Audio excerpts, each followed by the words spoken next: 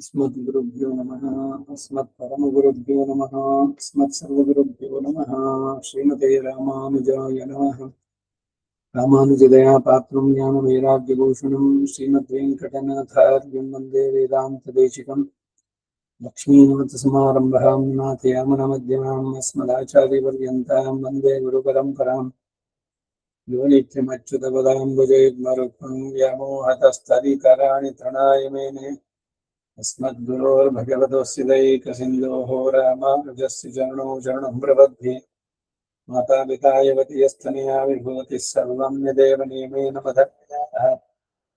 आद्यस्य नः कुलपतेर्वतुलाभिरामं श्रीमत्तदङ्घ्रिगणं प्रणोमि मुग्धा। नूतं सरश्च महदाह्वयवट्टनाथश्रीभक्तिसारकुलशेखरयोगिमाहाहम् भक्ताङ्गिरेण परगायतीन्द्रनिष्ठान् श्रीमत्परां कुशमणिं प्रणतोऽस्मि नित्यम्। श्रीमान् वेङ्कटनाथार्यः कृतार्कितकेसरिः वेदान्ताचार्यवद्यो मे सन्निधत्तां सदा हृदि।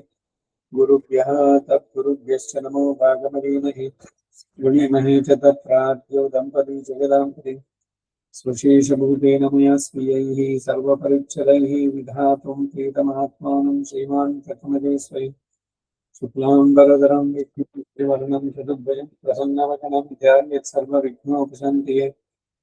यद्विरदवक्त्राद्याः पारिषद्याः परशितं विघ्नन्ति सततं विश्वक्सेनं तवाश्रये। दिव्याकारं सरोजाक्षं शङ्खचक्रगदाधरं मुकुन्दद्वारनिलयं विश्वक्सेनमुपास्महे। व्यासं वसिष्ठनप्तारं शक्तेः पौत्रमगल्मषं पराशरात्मजं वन्दे सुखदातं तपोनिधिं। व्यासाय विष्णुरूपाय व्यासरूपाय विष्णवे नमो वै ब्रह्मनिधये वासिष्ठाय नमो नमः। अविकाराय शुद्धाय नित्याय परमात्मने सदैकरूपरूपाय विष्णवे सर्वजिष्णवे सम्यग्ज्ञाय कलापेन महता भारतेन च उपब्रह्मितवेदाय नमो व्यासाय विष्णवे मुनिं सद्धां बुधाभासं वेदं व्यासमकल्मषम् वेदव्यासं सरस्वत्या वाहासं व्याहासं नमाम्यहम्। अचतुर्वदनो ब्रह्मा द्विबाहुरपरो हरिः अपाललोचनः शम्भुः भगवान् बादरायणः। कृष्णं कमलपत्राक्षं पुण्यश्रवणकीर्तनं वासुदेवं जगद्योनिं नौमि नारायणं हरिं। कृष्णाय यादवेन्द्राय ज्ञानमुद्राय योगिने नाथाय रुक्मिणीशाय नमो वेदान्तवेदिने। सारथ्यमर्जुनस्य जौ कुर्वन् गीतां दुरन्तरो लोकत्रयोपकाराय तस्मै कृष्णात्मने नमः। सर्वोपनिषदो गावो दोग्धा गोपालनन्दनः पार्थो वत्सः सुधीर्भोक्ता दुग्धं गीतामृतं महते। मलनिर्मोचनं पुंसां जलस्नानं दिने सगद्गीतां रसिस्नानं संसारमलमोचनम्। गीता सुगीता कर्तव्या किमन्ये शास्त्रविस्तरैः या स्वयं पद्मनाभस्य मुखपद्माद्यनिःसृताः। सर्वशास्त्रमयी गीता सर्वदेवमयो हरिः सर्वतीर्थमयी गङ्गा सर्वधर्ममयो मनः। यस्मिन् प्रसादसमुदे कवयोऽपि ते शास्त्राण्यशासुरिह यन्महिमाश्रयाणि। कृष्णेन तेन यदि स्वयमेव गीतं शास्त्रस्य तस्य सदृशं किमिहास्ति शास्त्रम्। भीष्मद्रोणतथा जयद्रथजलगान्धारनीलोत्पल शल्यग्राहवती कृपेण महिनी कर्णे वेलाकुलाम्। अश्वत्थामकर्णपुरमकरा दुर्योधनावर्तिनिः सोक्तिर्माः खलु पाण्डवैरणनदेकविवर्तके केशविने। नमोऽस्तु ते व्यासविशालबुद्धे पुल्लारविन्दायतपद्मनेत्र। येन त्वया भारततैलपूर्णः प्रज्वालितो ज्ञानमयप्रदीपः। प्रपन्नपारिजाताय तोत्रवेत्रैकपाणये ज्ञानमुद्राय कृष्णाय गीतामृतदुहे नमः। वसुदेवसुतं देवं कंसचाणूरमर्दनं देवकी परमानन्दं कृष्णं वन्दे जगद्गुरुं। पार्श्वव्यवचः सरोजोमलं गीतार्थगन्धोत्कटं नाख्यानककेसरं हरिकथासम्बोधनाबोधितं। लोके सज्जनषट्पदैरहरः प्रतीयमानं मुदा भूयाद्भारतवङ्गजं कलिमलप्रध्वंसिनः श्रेयसे। मुखं करोति वाचालं पङ्गुं लङ्घयते यत्कृपातमहं वन्दे परमानन्दमाधवं यं ब्रह्मा वरुणेन्द्ररुद्रमरुतस्तुन्वन्ति दिव्यैस्तवैः। वैदैः सङ्गपदक्रमोपनिषदैर्गायन्ति यं सामगाः ಧ್ಯಾನಾವಸ್ಥಿತ ತದ್ಗತೇನ ಮನಸಃ ಪಶ್ಯನ್ತಿ ಯಂ ಯೋಗಿನೋ ಯಸ್ಯ ಹಂತಂ ನ ವಿದುಃಸುರಾಸುರಗಣಃ ದೇವಾಯ ತಸ್ಮೈ ನಮಃ ಆಪ್ತಾಯ ಪ್ರತಿಬೋಧಿತಾಂ ಭಗವತಾ ನಾರಾಯಣೇನ ಸ್ವಯಂ ವ್ಯಾಸೇನ ಗ್ರಥಿತಾಂ ಪುರಾಣಮುನಿನಾ ಮಧ್ಯೆ ಮಹಾಭಾರತಂ ಅದ್ವೈತಾಮೃತವರ್ಷಿಣೀಂ ಭಗವತೀಂ ಅಷ್ಟಾದಶಾಧ್ಯಾಯಿನೀಂ ಅಂಬ ತ್ವಾಂ ಅನುಸಂಧಾಮಿ ಭಗವದ್ಗೀತೆ ಭವದ್ವೇಷಿಣೀಃ ಅಷ್ಟಮೈಷಿ ಸಮೇತ ಶ್ರೀ ಕೃಷ್ಣಾಯ ಪರಬ್ರಹ್ಮಣೇ ನಮಃ. ಅಥ ಶ್ರೀಮದ್ಭಗವದ್ಗೀತಾಸು ಉಪನಿಷತ್ಸು ಬ್ರಹ್ಮ ವಿದ್ಯಾಯಾಂ ಯೋಗಶಾಸ್ತ್ರೇ ಶ್ರೀಕೃಷ್ಣಾರ್ಜುನ ಸಂವಾದೆ ವಿಶ್ವರೂಪ ದರ್ಶನ ಯೋಗೋ ನಾಮ ಏಕಾದಶಾಧ್ಯಾಯಃ. 11ನೇ ಅಧ್ಯಾಯದ ಶ್ಲೋಕಗಳ ಸಂಗ್ರಹವಾದ ಅರ್ಥ ಬಹಳ ಮುಖ್ಯವಾದದ್ದು. ಇಲ್ಲಿ ತನಕ 11ನೇ ಅಧ್ಯಾಯದನ್ನೆಲ್ಲ ಸಮ್ಮರೈಸ್ ಮಾಡಿ ಹೇಳ್ತಾ ಇದ್ದಾರೆ. ಹಿಂದಿನ ಅಧ್ಯಾಯದಲ್ಲಿ ಭಕ್ತಿ ಯೋಗ ನಿಷ್ಪತ್ತಿಗೂ ಮತ್ತು ಅದರ ಅಭಿವೃದ್ಧಿಗೂ ಸಹ ಸರ್ವ ಚಿದಚಿತ್ಗಳಿಗಿಂತಲೂ ವಿಲಕ್ಷಣನಾಗಿ ಕಲ್ಯಾಣ ಗುಣಕನಾಗಿ ತಾನಲ್ಲದೆ ಮಿಕ್ಕ ವಿಶ್ವೆಲ್ಲ ತನ್ನ ವಿಭೂತಿಗೆ ಸೇರಿದ್ದಾಗೆ ಅವೆಲ್ಲವೂ ತನಗೆ ಶರೀರವಾಗಿ ತಾನು ಎಲ್ಲಕ್ಕೂ ಆತ್ಮವಾಗಿ ಅವುಗಳ ಸತ್ತ ಸ್ಥಿತಿ ನಿಯಮನಾದಿಗಳಿಗೆಲ್ಲ ಕಾರಣಭೂತ ಎಂದು ಶ್ರೀಕೃಷ್ಣ ಭಗವಾನ್ ಉಪದೇಶಿಸಿದ್ದು. 10ನೇ ಅಧ್ಯಾಯದ ಸಮರೈಸ್ ಮಾಡಿದ್ದು. ತಾನೇ ಎಲ್ಲದಕ್ಕೂ ಕಾರಣ, ಚೇತನ ಅಚೇತನ ಎಲ್ಲಕ್ಕೂ ಕೂಡ ಅವುಗಳ ಸತ್ತ ಸ್ಥಿತಿ ನಿಯಮನ. ಸತ್ತ ಅಂದ್ರೆ ಎಕ್ಸಿಸ್ಟೆನ್ಸು, ಅವುಗಳ ಅವಸ್ಥೆ ಹೇಗಿರುತ್ತೋ ಪ್ರತಿಯೊಂದಕ್ಕೂ ಕೂಡ ನಿಯಮನ. 3 ವಿಷಯಗಳು ಭಗವಂತನಲ್ಲಿ ಬರ್ಬೇಕಾದ್ರೆ ಅವನು ನಿಖಿಲ ಜಗದಾಧಾರ, ಸರ್ವ ನಿಯಾಮಕ, ಸರ್ವಕ್ಕೂ ಆತ್ಮನಾಗಿದ್ದಾನೆ, ಸರ್ವಶೇಷಿ. ಇದನ್ನೆಲ್ಲ ಕೇಳಿ ತಿಳಿದ ಅರ್ಜುನ ಹಾಗೆ ಸರ್ವ ವಿಶ್ವಕ್ಕೂ ನಿಯಾಮಕನಾಗಿ ಕಲ್ಯಾಣ ಗುಣ ವಿಭೂತಿಗಳಿಂದ ಯುಕ್ತನಾಗಿರುವ ಪರಮೇಶ್ವರನನ್ನ ಸಾಕ್ಷಾತ್ತಾಗಿ ವಿಶ್ವರೂಪದ ಮೂಲಕ ನೋಡಬೇಕು ಎಂದು, ಹಾಗೆಯೇ ಭಕ್ತಿಯೋಗ ಸಿದ್ಧಿ ಉಂಟಾಗುವ ಪ್ರಾಪ್ತಿ ರೂಪವನ್ನು ನೋಡಬೇಕು ಎಂಬ ಕುತೂಹಲ ಯುಕ್ತನಾಗಿ ಅರ್ಜುನ ಹೇಳ್ತಾನೆ. ಇದು ಒಂದ್ ವೇಳೆ ಈ ಕ್ಲಾಸ್ಗಳನ್ನಿಂದ ಅಟೆಂಡ್ ಮಾಡದೇ ಇದು ಕೂಡ ಎಲ್ಲ ಮತ್ತೆ ಸಮರೈಸ್ ಆಗ್ಬಿಡುತ್ತೆ. ಅದು 55 ಶ್ಲೋಕಗಳಿದೆ. ಅಷ್ಟಕ್ಕೂ ಕೂಡ ಸಂಗ್ರಹವಾಗಿ ಸಮರೈಸ್ ಮಾಡಿ ಹೇಳ್ತಾ ಇದ್ದೇನೆ. ಎಲ್ಲ ವಿವರವಾಗಿ ಹಿಂದೆ ನೋಡಿದ್ದಾಯ್ತು. ಅರ್ಜುನ ಹೇಳ್ತಾನೆ ಏನು ಅಂದ್ರೆ, ಒಂದು, ದೇಹವೇ ಆತ್ಮ. ಮೊದಲನೇ ಶ್ಲೋಕ ಅರ್ಥ ಇದು. ದೇಹವೇ ಆತ್ಮ ಎಂಬ ಭ್ರಮೆಯಿಂದ ಕೂಡಿದ್ದ ನನಗೆ ಪರಮ ಕರುಣಾಳವಾದ ನೀನು ಅನುಗ್ರಹ ಮಾಡೋದಕ್ಕಾಗಿ ಪರಮ ರಹಸ್ಯವಾಗಿರುವ ಅಧ್ಯಾತ್ಮ ಶಾಸ್ತ್ರವನ್ನ ನತ್ವೇ ನಾಹಂ ಜಾತು ನಾಸಂ ನತ್ವೇ ವಾಹಂ ಜಾತು ನಾಸಂ ಅಂತ ಆರಂಭಿಸಿ ಈ 10ನೇ ಅಧ್ಯಾಯದ ಕಡೆವರೆಗೂ ಮಾಡಿದಂತ ಯಾವ ಉಪದೇಶ ಉಂಟೋ ಅದರ ಮಹಾತ್ಮೆಯಿಂದ ದೇಹಾತ್ಮ ಭ್ರಮೆ ಮೊದಲಾದ ಸರ್ವಭ್ರಮವು ಸಂಪೂರ್ಣವಾಗಿ ತೊಲಗಿತ್ತು. 2ನೇ ಶ್ಲೋಕ ಸಪ್ತಮಾಧ್ಯಾಯದಿಂದ ಆರಂಭಿಸಿ 10ಮ ಅಧ್ಯಾಯದವರೆಗೆ 7ರಿಂದ 10 ನಿನಗಿಂತ ಬೇರೆಯಾದ ಸಮಸ್ತ ಭೂತಗಳ ಸೃಷ್ಟಿ ಲಯಾದಿಗಳೆಲ್ಲ ನಿನ್ನಿಂದಲೇ ಸಾಕ್ಷಾತ್ತಾಗಿ ವಿಸ್ತಾರವಾಗಿ ಹೇಳಲ್ಪಟ್ಟವಷ್ಟೇ. ಓ ಕಮಲ ಪತ್ರದ ಹಾಗೆ ಕಣ್ಣುಗಳುಳ್ಳಂತಹ ಶ್ರೀಕೃಷ್ಣನೇ, ಪುಂಡರೀಕಾಕ್ಷನೇ, ಸರ್ವ ಚೇತನ ಅಚೇತನ ವಸ್ತುಗಳಿಗೂ ಶೇಷಿಯಾಗಿ ಕಲ್ಯಾಣ ಗುಣಗಣ ಯೋಗದಿಂದ ಸರ್ವಶ್ರೇಷ್ಠನಾಗಿ ಸರ್ವಕ್ಕೂ ಆಧಾರಭೂತನಾಗಿ ಸರ್ವಕ್ಕೂ ಸತ್ತಾದಾಯಕನಾಗಿ ನಿಯಾಮಕನಾಗಿ ಇರುವ ನಿನ್ನ ಶಾಶ್ವತವಾದ ಮಹಾತ್ಮೆಯನ್ನು ಸಹ ನಿನ್ನಿಂದಲೇ ವಿಸ್ತಾರವಾಗಿ ನಾನು ಕೇಳಿದಷ್ಟೇ.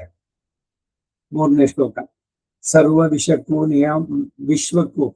ವಿಶ್ವಕ್ಕೂ ನಿಯಾಮಕನಾಗಿಯೂ ಸ್ವಾಮಿಯಾಗಿಯೂ ಇರುವವನೇ, ಯಾವ ವಾತ್ಸಲ್ಯಾತಿರೇಕದಿಂದ ಕರುಣಾಸಾಗರನಾದ ನೀನು ನಿನ್ನ ಮಹಾತ್ಮೆಯ ವಿಷಯವಾಗಿ ಹೇಗೆ ನೀನಿರುವುದನ್ನು ಯಥಾರ್ಥವಾಗಿ ಹೇಳಿದೆಯೋ ಹಾಗೆಯೇ ಓ ಪುರುಷ ಶ್ರೇಷ್ಠನೇ, ನಿನ್ನ ಪಾರಮೈಶ್ವರ್ಯದಿಂದ ಕೂಡಿರುವಂತಹ ರೂಪವನ್ನ ನೋಡಲು ಇಚ್ಛಿಸುತ್ತೇನೆ. ನೀನು ಸೃಷ್ಟಿ ಸ್ಥಿತಿ ಲಯಾದಿಗಳಿಗೆ ಕಾರಣನಾಗಿಯೂ ನೀನು ಎಲ್ಲಕ್ಕೂ ಅಸಾಧಾರಣ ಶಾಸ್ತ್ರವಾಗಿಯೂ ಎಲ್ಲಕ್ಕೂ ವಿಲಕ್ಷಣವಾಗಿಯೂ ಕಲ್ಯಾಣ ಗುಣಗಣ ಯೋಗದಿಂದ ರಕ್ಷಕನಾಗಿಯೂ ಹೇಗೆ ಇದ್ದೀಯೋ ಅಂತಹ ಸ್ಥಿತಿಯನ್ನು ಪ್ರದರ್ಶಿಸುವ ರೂಪವನ್ನು ನಾನು ನೋಡಲು ಇಚ್ಛಿಸುತ್ತೇನೆ. 4ನೇ ಶ್ಲೋಕ ಓ ಸ್ವಾಮಿಯೇ, ಹಾಗೆ ಎಲ್ಲದಕ್ಕೂ ಸ್ರಷ್ಟವಾಗಿ ಸರ್ವ ನಿಯಾಮಕಾಗಿ ಸರ್ವಕ್ಕೂ ಆಧಾರಭೂತನಾಗಿರುವ ರೂಪವನ್ನ ಅಶಕ್ತನ ನಾನು ನೋಡಲು ಸಾಧ್ಯವೆಂದು ನಿನಗೆ ತೋರಿದ್ರೆ ಓ ಅಂತಹ ಕಲ್ಯಾಣ ಗುಣಗಳ ಮತ್ತು ಮಹತ್ತಾದ ವಿಭೂತಿಗಳ ಯೋಗವನ್ನು ಹೊಂದಿರುವವನೇ, ಅಂತ ಶಾಶ್ವತವಾದ ಮಹಾತ್ಮೆಯಿಂದ ನಿನ್ನ ರೂಪವನ್ನ ಸ್ವಲ್ಪ ನ್ಯೂನತೆ ಇಲ್ಲದೆ ದಯವಿಟ್ಟು ನನಗೆ ತೋರಿಸು. ಒಂದೊಂದೊಂದೊಂದು ಸಂದೇಶದಲ್ಲೂ ಇದಕ್ಕೇನೆ ಈ ಅಧ್ಯಾತ್ಮ ಬಹಳ ರಹಸ್ಯವಾದದ್ದು, ಗೂಢವಾದದ್ದು ಅಂತ ಹೇಳುವಂತ. ಶಿಷ್ಯನಾದವನು ಕೇಳಿದಾಗ ಮಾತ್ರ ಹೇಳಬೇಕು, ಒಂದು ವಾತ್ಸಲ್ಯದಿಂದ ಹೇಳೋದು. ಆಸಕ್ತಿ ಇಲ್ಲದವನು ಸ್ವಂತ ಮಗನೇ ಆದ್ರೂ ಕೂಡ ಹೇಳೋಕ್ ಹೋಗಬಾರದು ಅಂತ. ಇಲ್ಲಿ ಕೃಷ್ಣನಿಗೇನೋ ತನ್ನ ರೂಪವನ್ನು ತೋರಿಸ್ಕೋಬೇಕು ಅಂತ ಏನಾದ್ರು ಇತ್ತ ಅವನಿಗೆ? ನನ್ನ ಎಂದಿಗೆ ಒಂದ್ ಸ್ವಲ್ಪ ನೋಡ್ಲಿ ಅವರು, ನಾನು ನನ್ನ ಲೆವೆಲ್ ಏನು, ನನ್ನ ಇದನ್ನು ನೋಡು. ಇದೆಲ್ಲ ಸಹಜವಾಗಿ ಲೋಕದಲ್ಲಿ ಬರುವಂತ. ಯಾರು ನಿಮ್ಮನ್ನ ಇದ್ ಮಾಡಿದ್ರು ಅಂತವ್ರ ಮುಂದೆ ನಾನು ತೋರಿಸ್ಬೇಕು, ಐ ನೋ ಅಂತ ಅಂದ್ಬಿಟ್ಟು. ಇದೆಲ್ಲ ಸಹಜವಾಗಿ, ಇದೆಲ್ಲ ಸಾಮಾನ್ಯವಾಗಿ ಮಾನವೀಯ ಇದ್ರಲ್ಲಿ ಬರುವಂತದ್ದು. ಅದರಿಂದ ಮೇಲೆ ಹೇಳ್ಬೇಕು. ಕೃಷ್ಣನ್ಗೆ ಏನಾದ್ರು ತನ್ನ ರೂಪ ತೋರಿಸ್ಬೇಕು ಅಂತಿತ್ತು. ಅರ್ಜುನ ಕೇಳ್ದ ವಿನೀತನಾಗಿ, ಅಂಡ್ ಈ ಡಿಸರ್ವ್ಸ್ ಇಟ್. ಆ ಕಾರಣದಿಂದ ಹೇಳಿ. 5ನೇ ಶ್ಲೋಕ. ಹೀಗೆ ಪರಮ ಕುತೂಹಲಯುಕ್ತನಾಗಿ, ಗದ್ಗದ ಸ್ವರಯುಕ್ತನಾಗಿ, ತುಂಬಾ ವಿನಯದಿಂದ ಯಾವಾಗ ಅರ್ಜುನ ಪ್ರಾರ್ಥಿಸಿದನೋ ಆಗ ಲಕ್ಷ್ಮೀಯುಕ್ತನಾದ ಭಗವಂತ ಹೇಳ್ತಾನೆ, ನಮ್ಮ ಸೋದರತೆ ಮಗನಾಗಿ ನನ್ನ ಪ್ರೇಮಕ್ಕೆ ಪಾತ್ರನಾದಂತ ಹೇ ಪಾರ್ಥನೆ, ಪೃಥ್ವಿನ ಮಗ. ಆ ಕುಂತಿಗೆ ಪೃಥ್ವಿ ಅಂತ ಇನ್ನೊಂದು ಹೆಸರು, ಅದರಿಂದ ಅವನಿಗೆ ಪಾರ್ಥ ಅಂತ ಹೆಸರು ಬಂದಿದ್ದು. ನಿನ್ನ ಅಭಿಲಾಷೆಯಂತೆ ಈಗ ನೋಡು, 100 ಮತ್ತು ಸಹಸ್ರವಾಗಿ, ಹೀಗೆ ನಾನಾ ವಿಧಗಳಾಗಿ, ಅಪ್ರಾಕೃತಗಳಾಗಿ, ಇದು ಪ್ರಕೃತಿ ಸೇರಿದಲ್ಲ ಈ ರೂಪ. ಬಿಳಿ, ಕಪ್ಪು, ಕೆಂಪು ಮೊದಲಾದ ನಾನಾ ಬಣ್ಣಗಳನ್ನುಳ್ಳ ನಾನಾ ವಿಧಗಳಾದ ಅವಯವಗಳನ್ನು ನೀನು ನೋಡು. ನನ್ನ ವಿರಾಟ್ ಸ್ವರೂಪ ದರ್ಶನವನ್ನ ನೀನು ನೋಡ್ಬೋದು ಅಂತ. 6ನೇ ಶ್ಲೋಕ. ಓ ಭರತ ಕುಲೋದ್ಭುತನಾದ ಅರ್ಜುನನೇ, ಈ ನನ್ನ ಒಂದು ರೂಪದಲ್ಲೇ 12 ಆದಿತ್ಯರನ್ನ, ಅಷ್ಟವಸುಗಳನ್ನ, 11 ರುದ್ರರುಗಳನ್ನ, 2 ಅಶ್ವಿನಿ ದೇವತೆಗಳನ್ನ, 49 ಮರುದ್ಗಣಗಳನ್ನ, ಹಾಗೆ ಈ ಲೋಕದಲ್ಲೇ ಪ್ರತ್ಯಕ್ಷವಾಗಿ ನೋಡಿದ್ದನ್ನು, ನೋಡದೆ ಇರೋದನ್ನು, ಹಾಗೆ ಇತರ ಲೋಕಗಳಲ್ಲೂ ಇರುವ ವಸ್ತುಗಳನ್ನ, ಆಶ್ಚರ್ಯಕರವಾದವುಗಳನ್ನು ಸಹ ನೋಡು. ವಿಶ್ವರೂಪ ದರ್ಶನ ಅಂದ್ರೆ ಈ ರಾವಣನಿಗೆ ಹತ್ತಲೇ ಇದ್ದಂತೆ ಭಗವಂತನ ಅನೇಕ, ಅದರಲ್ಲಿ ಶಿವ, ಗಣೇಶ ಎಲ್ಲ ಒಂದು ಬಾಯಿಯಿಂದ ಎಲ್ಲ ಹೋಗ್ತಿದ್ರು, ಇನ್ನೊಂದು ಕಡೆ ಬಂದಿದ್ರು. ಇಷ್ಟೇ ಅಲ್ಲ, ನಾವೇನೋ ಒಂದು ಚಿತ್ರದಲ್ಲೋ ಇದ್ರಲ್ಲಿ ನೋಡಿದೆ, ಇಲ್ಲಿ ನೋಡಿ ಬಹಳ ಸ್ಪಷ್ಟವಾಗಿ ಹೇಳ್ತಾನೆ. 33 ಜನ ದೇವತೆಗಳು ಹೀಗೆ ಅನ್ನೋದು ಬಂತಲ್ಲ ಅಲ್ಲಿ. ಅಷ್ಟವಸುಗಳು, 11 ರುದ್ರರು, 12 ಆದಿತ್ಯರು, ಮತ್ತೆ ಈ ಲೋಕ, ನೀನಿರೋ ಭೂಲೋಕ, ಅದಷ್ಟೇ ಅಲ್ಲ ಬೇರೆ ಲೋಕಗಳು, ಅಲ್ಲೇನೇನು ಏನೇನಿದೆ ಪ್ರತಿ ಒಂದನ್ನು ಸಮಸ್ತವನ್ನು ತೋರಿಸ್ತಾ ಇದ್ದಾನೆ. ಆಶ್ಚರ್ಯಕರವಾದ ಇತರ ಲೋಕಗಳು, ಅಲ್ಲಿರುವ ವಸ್ತುಗಳು ಎಲ್ಲವನ್ನು ಕೂಡ. 7ನೇ ಶ್ಲೋಕ. ಈ ನನ್ನ ಶರೀರದ ಏಕದೇಶದಲ್ಲೇ ಚರಾಚರ ವಸ್ತುಗಳಿಗಿಂತ ಕೂಡಿದ ಸಮಸ್ತ ಜಗತ್ತನ್ನು ನೀನು ನೋಡು.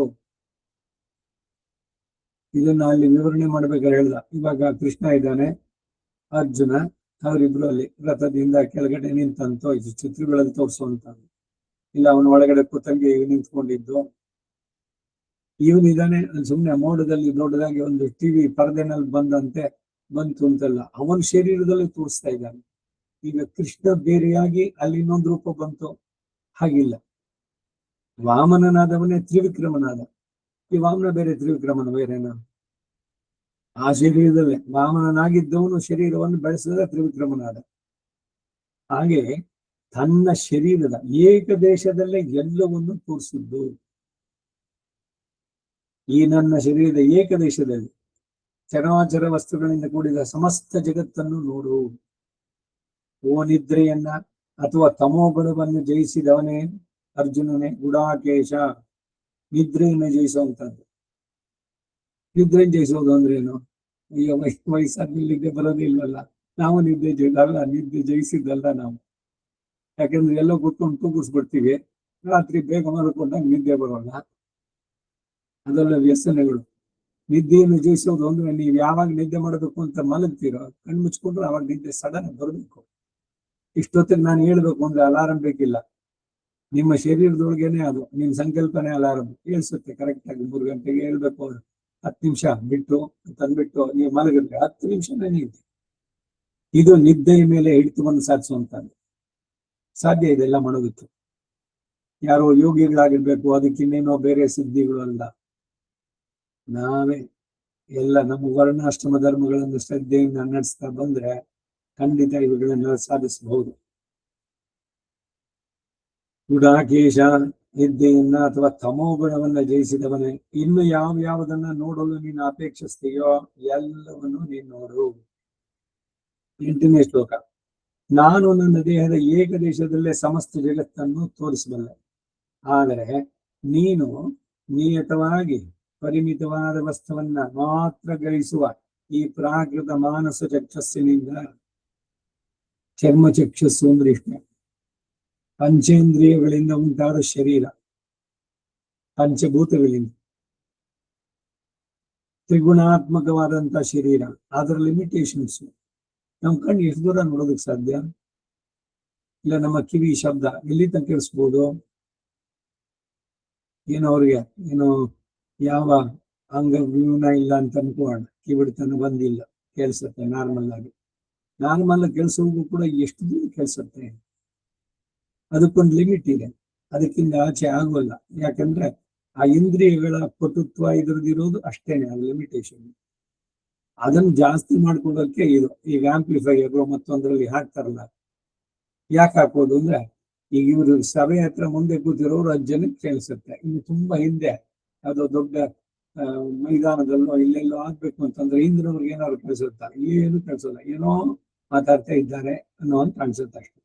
ಅದಕ್ಕಾಗಿ ಸ್ಪೀಕರ್ಗಳನ್ನ ಹಾಕೊಂಡು ಅದನ್ನು ಸ್ವಲ್ಪ ದೊಡ್ಡದಾಗಿ ಇನ್ನಷ್ಟು ದೂರ ಕವರ್ ಮಾಡಲಿ ಅಂತ ಮಾಡುವಂತ ಎಲ್ಲ ಹೇಳಿದ್. ಯಾಕೆಂದ್ರೆ ಲಿಮಿಟೇಷನ್ಸ್ಗೆ ನಿನ್ನ ನಿಯತವಾಗಿ ಪರಿಮಿತವಾದ ವಸ್ತುವನ್ನು ಮಾತ್ರ ಗ್ರಹಿಸುವ ಈ ಪ್ರಾಕೃತ ಮಾನುಷ ಚಕ್ಷಸ್ಸಿನಿಂದ ನನ್ನ ಅಪರಿತಮವಾಗಿ ಅನಂತ ಮಹಾತ್ಮೆಯನ್ನುಳ್ಳಂತ ಸರ್ವವನ್ನು ನೋಡಲು ನಿನಗೆ ಸಾಧ್ಯ ಇಲ್ಲ. ನಿನ್ನಲ್ಲಿರುವ ಪ್ರೀತಿಯ ಅತಿಶಯದಿಂದ ನಿನಗೆ ಆ ಅಪ್ರಾಕೃತ ದಿವ್ಯ ಚಕ್ಷಸ್ಸನ್ನು ನಾನು ಇವಾಗ ಅನುಗ್ರಹಿಸ್ತೇನೆ. ನನಗಿರುವ ಮಹತ್ವದ ಕಲ್ಯಾಣ ಗುಣಗಳ ಯೋಗ ಏನು, ವಿವಿಧ ವಿಚಿತ್ರ ವಿಭೂತಿಗಳ ಯೋಗ ಏನು, ಇವುಗಳ ಮಹತ್ಮೆಯಿಂದ ನೀನು ಅವಲೋಕಿಸು. ಪೂರ್ಣವಾಗಿ ಅವಲೋಕನ ಅಂದ್ರೆ ಏನು? ಸೂಕ್ಷ್ಮವಾಗಿ ಎಲ್ಲವನ್ನು ಗ್ರಹಿಸುವಂಥದ್ದು. ಸಿಂಹಾವಲೋಕನ ಎಲ್ಲ ಹೇಳಿದ್ದೀರಿ. மாரிமலை முழஞ்சில் மன்னி கிடந்தரங்கு சீரிய சிங்கம் அறிவத்து தீவிழத்து வேರಿ மயிர்பொங்க எப்பாடும் பேந்தி ಮೂರಿ ನಿಮಂದು ಮುಲಂಗಿ ಪುರಪಟ್ಟು ಹೋದರಮಾ ಪೋಲೆ. ಅದು ಹೊರಗಡೆ ಬರ್ಬೇಕಾದ್ರೆ ಯಾವ ಭಯ ಇಲ್ಲ. ಗೋದಾದೇವಿ ಹೇಳು, ಅಲ್ಲಿಂದ ಬಂದ್ಮೇಲೆ ಏನ್ ಮಾಡ್ತೋದು? ಆ ಸಿಂಹ ತನ್ನ ಗುಹೆಯನ್ನು ಎತ್ತರವಾದ ಜಾಗದಲ್ಲಿ, ಆ ಗುಹೆಯಲ್ಲಿ ಮಲಗಿದ್ದಂತ ಸಿಂಹ ಬಂದು ಸುಮ್ಮನೆ ಹೀಗೆ ಪೂರ್ಣ ಒಂದ್ಸಲಿ ನೋಡ್ತು.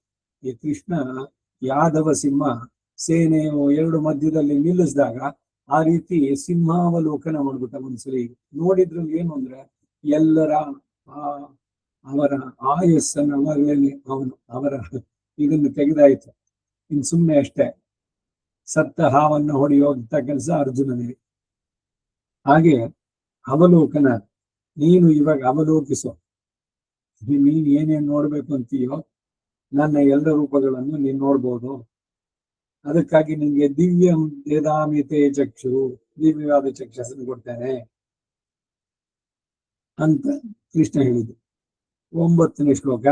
ಇದನ್ನು ಕಂಡು ಸಂಜಯರು ಧೃತರಾಷ್ಟ್ರನನ್ನು ಕುರಿತು ಹೇಳ್ತಾರೆ.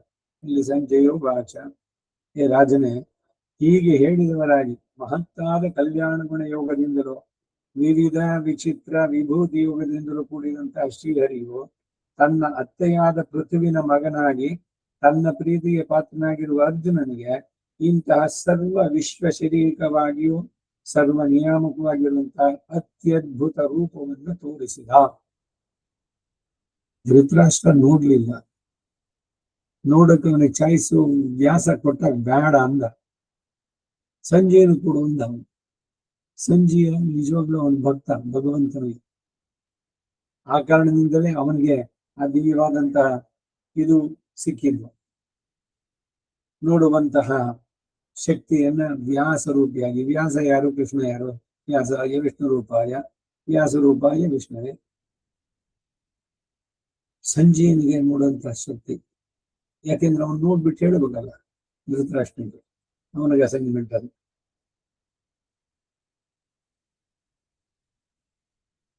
ಓ ರಾಜನೇ, ಹೀಗೆ ಹೇಳಿದ್ದಾಗೆ ಅವನ ವಿಶ್ವ ಶರೀರನಾಗಿಯೂ ನಿಯಾಮಕನಾಗಿರುವಂತಹ ಅತ್ಯದ್ಭುತ ರೂಪವನ್ನು ತೋರಿಸಿದ. 10ನೇ ಶ್ಲೋಕ 11ನೇ ಶ್ಲೋಕ ಎರಡು ಸೇರಿ ಅದು ಎಂತಹ ವಿಚಿತ್ರವಾದ ರೂಪ ಎಂಬುದನ್ನ ಸಂಜಯರು ಧೃತರಾಷ್ಟ್ರನಿಗೆ ವರ್ಣಿಸ್ತಾರೆ. ಅನೇಕ ಮುಖಗಳನ್ನ, ಅನೇಕ ಕಣ್ಣುಗಳನ್ನು ಉಳ್ಳದ್ದಾಗಿ, ಆ ಕಾರಣದಿಂದ ಅನೇಕ ಆಶ್ಚರ್ಯವಾದ ನೋಟವನ್ನು ಉಳ್ಳದ್ದಾಗಿಯೂ, ಅನೇಕಗಳಾದ ಅಪ್ರಾಕೃತಗಳಾದ ಆಭರಣಗಳನ್ನು ಉಳ್ಳದ್ದಾಗಿಯೂ, ಅಪ್ರಾಕೃತಗಳಾದ ಅನೇಕ ಹಿಡಿಯಲ್ಪಟ್ಟ ಆಯುಧಗಳನ್ನುಳ್ಳದ್ದಾಗಿಯೂ, ಅಪ್ರಾಕೃತಗಳಾದ ಹಾರಗಳನ್ನ, ಪೀತಾಂಬರಗಳನ್ನ ಧರಿಸಿದವನಾಗಿಯೂ, ಎಲ್ಲವೂ ದೈವಿಕ ದಿವ್ಯ ಅನ್ನೋ ಪದದಲ್ಲಿ ಇದ್ರು. ದಿವ್ಯ ಅನ್ನೋದ್ರಲ್ಲೂ ಕೂಡ ಅದು ಸೇರುವಂತದ್ದು. ಅಪ್ರಾಕೃತ ಅಂತಂದ್ರೆ ಪ್ರಕೃತಿಯಿಂದ ಮಾಡಿದ್ದಲ್ಲ. ಈಗ ನಾವಿಲ್ಲಿ ಶ್ರೀನಿವಾಸನಿಗೋ ಇಲ್ಲ ನಿಮ್ಮ ಇಷ್ಟ ದೇವತೆಗೋ ನೀವೇನೋ ಸಿಲ್ಕ್ ಸರಿ ಸೀರೆನೋ ಪಂಚನೋ ತಗೊಂಡು ಹೋಗ್ಬಿಡ್ತೀವಿ. ಇದೆಲ್ಲ ಪ್ರಾಕೃತವಾಗಿ ಮಾಡಿದ್ದು. ನೀವು ಅಂಗಡಿನಲ್ಲಿ ತಗೊಂಡ್ ಬಂದ್ರು ಕೂಡ ಯಾರೋ ಒಬ್ರು ಮಾಡಿರ್ತಾನೆ ಅದು. ಆದ್ರೆ ಈ ಭಗವಂತನ ವಿಶ್ವರೂಪದಲ್ಲಿ ಅವನು ಧರಿಸಿರುವ ಆಯುಧ, ಅವನ ಭೂಷಣಗಳು, ಆಭರಣಗಳು ಎಲ್ಲವೂ ಕೂಡ ಅಪ್ರಾಕೃತವಾದದ್ದು. ವಿಶ್ವರೂಪದಲ್ಲಿ ಅವನನ್ನ ತೋರಿಸ್ಬೇಕಾದ್ರೆ ಅಪ್ರಾಕೃತವಾದಂತಹ ಹಾರ, ಪೀತಾಂಬರಗಳು, ದಿವ್ಯ ಗಂಧಗಳ ಅನುಲೇಪ ಉಳ್ಳದ್ದಾಗಿಯೂ, ಸಮಸ್ತ ಆಶ್ಚರ್ಯದಿಂದ ತುಂಬಿದಾದ ತೇಜೋಮಯವಾಗಿಯೂ, ಅಪರಿಚ್ಛೇದ್ಯವಾಗಿಯೂ, ಅಪರಿಚ್ಛೇದ್ಯ ಅಂದ್ರೆ ಏನು, ಲಿಮಿಟ್ಲೆಸ್, ಬರೀ ಇಷ್ಟೇನೆ ಆಗೋಯ್ತು, ನೋಡಿದ್ದಾಯ್ತು ಅಷ್ಟೇ. ಎಷ್ಟಾಗಿದ್ರು ಎಲ್ಲ ಹಾಕಿದ್ರು ಒಂದಷ್ಟು ತುಂಬಾ, ಒಂದು 100 ಇತ್ತ ಇಲ್ಲ 200 ಹಾರಗಳಿತ್ತ, ಹಾಗಲ್ಲ. ವಿಶ್ವದ ಸಕಲ ದಿಕ್ಕುಗಳ ಕಡೆಯಲ್ಲೂ ಮುಖಗಳನ್ನು ಉಳ್ಳದ್ದಾಗಿಯೂ, ಅರ್ಜುನನು ಅಪಶ್ಯತ್ ಅಂದ್ರೆ ಕಂಡನು ಎಂದು ಮುಂದೆ 13ನೇ ಶ್ಲೋಕದಲ್ಲೂ ಕೂಡ ಇದೆ. 12ನೇ ಶ್ಲೋಕ, ಆಕಾಶದಲ್ಲಿ ಸಹಸ್ರ ಸೂರ್ಯರುಗಳು ಒಂದೇ ಕಾಲದಲ್ಲಿ ಉದಿಸಿದ್ದಾದ್ರೆ ಎಷ್ಟು ತೇಜಸ್ಸು ಉಂಟಾಗುತ್ತೋ ಅಂತ ತೇಜೋಮಯನಾದ ಮಹಾತ್ಮನಾದ ವಿಶ್ವರೂಪನ ತೇಜಸ್ಸಿಗೆ ಒಂದು ವೇಳೆ ಸದೃಶ ಅಂತ ಹೇಳ್ಬಹುದು. ಅದು ಕೂಡ ಪೂರ್ಣವಾದ ಇಲ್ಲ, ಆದ್ರೂ ಹೇಳ್ಬಹುದು. ಅಷ್ಟು ತೇಜೋರಾಶಿಯಾಗಿದ್ದವನು. ಇದಕ್ಕೆ ಭಗವಂತನನ್ನ ಈ ರೂಪದಲ್ಲಿ ನೋಡುವಂಥದ್ದು. ಇವರು ಟಿವಿನಲ್ಲಿ ಮತ್ತೊಂದರಲ್ಲಿ ತೋರಿಸ್ಬೇಕಾದ್ರೆ ನೋಡಿರ್ಬೋದು. ಆ ವಿಶ್ವರೂಪ ದರ್ಶನ ನೋಡಿದಾಗ ಈ ಶಕುನಿ, ದುರ್ಯೋಧನ ಇವರುಗಳಿಗೆಲ್ಲ ನೋಡಕ್ಕೆ ಆಗ್ಲಿಲ್ಲ. ಅವ್ರಿಗೆ ಕಣ್ಣು ಮುಚ್ಕೊಂಡು ಕೈಗೆ ಇದನ್ನೆಲ್ಲ ಇಟ್ಕೊಂಡು, ಕೈ ಬೆರಳನ್ನು ಇಟ್ಕೊಂಡು ನೋಡಕ್ಕಾಗಲ್ಲ. ಭಗವದ್ ವಿಮುಖರಾದವ್ರಿಗೆ ಆ ತೇಜಸ್ಸು ಕಣ್ಣು ಸುಡುತ್ತಷ್ಟೇ ನೋಡಕ್ ಹೋದ್ರೆ. ಈಗ ಬರಿಗಣ್ಣಲ್ಲಿ ಸೂರ್ಯನನ್ನ 12 ಗಂಟೆನಲ್ಲಿ ನೋಡೋದು ಏನಾಗುತ್ತೆ ಅಂದ್ರೆ, ಕಣ್ಣಿನ ಕಪ್ಪು ಗುಡ್ಡೆ ಇದೆಯಲ್ಲ ಅದ್ರ ಸುತ್ತಲೂ ಇರುವಂತ ಮೈನ್ಯೂಟ್ ಸೆಲ್ಸ್ ಗಳೆಲ್ಲ ಸುಟ್ಟೋಗುತ್ತೆ. ಆಮೇಲೆ ನೀವು ದೃಷ್ಟಿಸಿ ನೋಡ್ಬೇಕಾದ್ರೆ ಅವ್ರ ಎದುರುಗಡೆ ಯಾರು ನೋಡ್ತೀರೋ ಅದು ಕಾಣಿಸಲ್ಲ, ಸುತ್ತಮುತ್ತ ಕಾಣಿಸುತ್ತೆ. ನೀವು ಕಾನ್ಸಂಟ್ರೇಟ್. ಇದು ಸಾಮಾನ್ಯವಾದ ಚಕ್ಷುಶ್ರೀ ಇರುವಂತ ಲಿಮಿಟೇಷನ್ಸ್. ಇದಕ್ಕಾಗಿಯೇ ಗ್ರಹಣ ಕಾಲದಲ್ಲಿ ಆ ಅಲ್ಟ್ರಾವೈಲೆಟ್ ರೇಸ್ ಜೋದಾಗಂತೆ ನೀವು ಕಣ್ಣನ್ನು ಬರಿಗಣ್ಣಿಂದ ನೋಡ್ಬೇಡಿ, ಸೂರ್ಯ ವಿಶೇಷವಾಗಿ, ಇವೆಲ್ಲ ಹೇಳುವಂತದ್ದು. ಯಾಕೆಂದ್ರೆ ನಮ್ಮ ಲಿಮಿಟೇಷನ್ಸ್ ಅದು. ಚರ್ಮದ ಕಣ್ಣಿಗೆ ನೋಡೋದಕ್ಕೆ ಎಷ್ಟು ಹಾಗೆ. ಮತ್ತೆ ಭಕ್ತರಾದವರಿಗೆ ಅದು ಮಂಗಳಕರವಾಗಿ ಇರುತ್ತೆ. ಅಂಗಣಿ ರಂಡಮ ಕೊಂಡೆಂಗಳ ಮೇಲೆ ನೋಕುದಿಯೇ, ಆದಿತ್ಯನು ಇವನು ಚಂದ್ರನು ಒಟ್ಟಿಗೆ ಉದಯಿಸಿದಂತೆ. ಆ ಒಂದೊಂದು ಪದ ಗೋದಾದೇವಿಯಲ್ಲಿ ಹಾಕೋದ್ರಲ್ಲಿ ಎಷ್ಟು ಅರ್ಥಪೂರ್ಣವಾಗಿದೆ ಅಂದ್ರೆ, ಸೂರ್ಯನಂತೆ ತೇಜಸ್ಸಿದ್ರು ಕೂಡ ಚಂದ್ರನಂತೆ ಶೀತಲ ನಮ್ಮ ಕಣ್ಣಿಗೆ. ಆ ರೀತಿ ನಿನ್ನ ಕೃಪಾ ದೃಷ್ಟಿ ನಮ್ಮ ಮೇಲೆ ಸ್ವಲ್ಪ ಸ್ವಲ್ಪವಾಗಿ ಬೀಳಿ, ಪೂರ್ಣವಾಗಿ ಬಿದ್ದರೆ ತಡ್ಕೊಳ್ಳುವಂತ ಶಕ್ತಿನೂ ನಮಗಿಲ್ಲ. ಇದೆಲ್ಲ ಅದರಲ್ಲಿ ತಿಳಿಸುವಂತದ್ದು. ಹಾಗೆ ಅರ್ಜುನ ನೋಡ್ತಾ ಇದ್ದಾನೆ. 13ನೇ ಶ್ಲೋಕ, ಅಂತಹ ಅಗಾಧವಾದ ದಿವ್ಯ ಮಂಗಳ ವಿಗ್ರಹದ ಒಂದು ಅಲ್ಪ ಭಾಗದಲ್ಲಿ ನಾನಾ ಬಗೆಯಾಗಿ ವಿಭಾಗಿಸಲ್ಪಟ್ಟಿರುವ ಸಮಸ್ತ ಜಗತ್ತನ್ನ ಎಲ್ಲ ದೇವತೆಗಳಿಗಿಂತಲೂ ಸರ್ವೋತ್ಕೃಷ್ಟ ಪರದೇವತೆಯಾದಂತಹ ನಾರಾಯಣನ ಶರೀರದಲ್ಲಿ ಪಾಂಡುಪುತ್ರನಾದ ಅರ್ಜುನನು ಕಂಡ.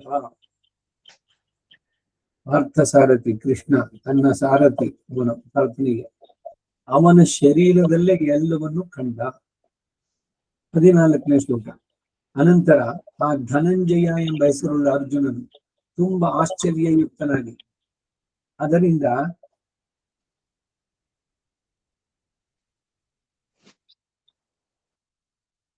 ಉಂಟಾದಂತಹ ಪುಲಕಾಂಚಿಕ ಶರೀರವುಳ್ಳವನಾಗಿ ರೋಮಾಂಚನವಾಯಿತು ಅಂತ ಹೇಳ್ತಾರಲ್ಲ, ಮೈ ಮೇಲಿನ ಕೂದಲುಗಳೆಲ್ಲ ನೆಟ್ಟಿಗೆ ನಿಂತಂತೆ. ಯಾವಾಗ ಈ ಬಹಳ ಆಶ್ಚರ್ಯಕರವಾದ ವಿಷಯವನ್ನು ನೋಡಿದಾಗ, ಇಲ್ಲ ತುಂಬಾ ಭಯವಾದಾಗ, ಇಲ್ಲ ತುಂಬಾ ಸಂತೋಷವಾದಾಗ ರೋಮಾಂಚನಗೊಳ್ಳುವಂತದ್ದು. ಪುಲಕಾಂಚಿತ ಶರೀರವುಳ್ಳವನಾಗಿ ದೇವನಾದ ವಿಶ್ವಮೂರ್ತಿಗೆ ನಮಸ್ಕರಿಸಿ ಅಂಜಲಿ ಬದ್ಧನಾಗಿ ಅರಿಕೆ ಮಾಡ್ಕೊಳ್ತಾನೆ. ಭಗವಂತನಲ್ಲಿ ಎರಡು ಕೈಯನ್ನ ಸೇರಿಸಿ ಬದ್ಧ ಅಂಜಲಿ, ನತಮಸ್ತಕ, ತಲೆಯನ್ನ ಬಗ್ಗಿಸಿ ಪ್ರಣಾಮವನ್ನು ಮಾಡ್ಬೇಕಾದ್ರೆ ಇದು ಬಹಳ ಮುಖ್ಯವಾಗಬೇಕಾದ್ರೆ, ಪುರುಷರಾಗಲಿ ಸ್ತ್ರೀಯರಾಗಲಿ ಕೈ ಎರಡನ್ನು ಜೋಡಿಸ್ಬೇಕು, ತಲೆಯನ್ನು ಬಗ್ಗಿಸ್ಬೇಕು. ಶಿರಸ್ಯಂಜಲಿ ಮಾದಾಯ ಅಂತ. ಆಮೇಲೆ ನೀವು ನಮಸ್ಕಾರ ಮಾಡಬೇಕಾದ್ರೆ ಸ್ತ್ರೀಯರು ಪಂಚಾಂಗ ನಮಸ್ಕಾರ, ಪುರುಷರಿಗೆ ಸಾಷ್ಟಾಂಗ ಪ್ರಣಾಮ.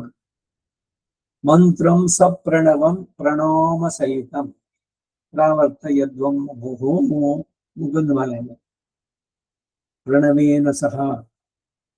ಮತ್ತೆ ಸ್ತ್ರೀಯರಿಗೆ ಪ್ರಣವ ಹೇಳಬಾರದು ಅಂತ ಇದೆಯಲ್ಲ, ಅಂದ್ರೆ ಅವ್ರ ಸಂಪ್ರದಾಯದಲ್ಲಿ ಇದೆಯಲ್ಲ ಅಂಕಾರ, ಅದೇ ಪ್ರಣವ. ಓಂಕಾರ ಹೇಳುವುದು ಪುರುಷರಿಗೆ, ಅಂಕಾರ ಅವರಿಗೆ. ಈ ಹಿಂದೆ ಈ ನಿತ್ಯ ವಿಧಿಗಳು ಅಂತ ಶುರು ಮಾಡಿ ನಾನು ಒಂದು 7-8 ಇನ್ನು ಮುಂದಕ್ಕೆ ಮಾಡೋಕ್ಕಾಗಿಲ್ಲ, ಮುಂದಕ್ಕೆ ಸಮಯ ಆದಾಗ ಸೇರಿಸೋಣ.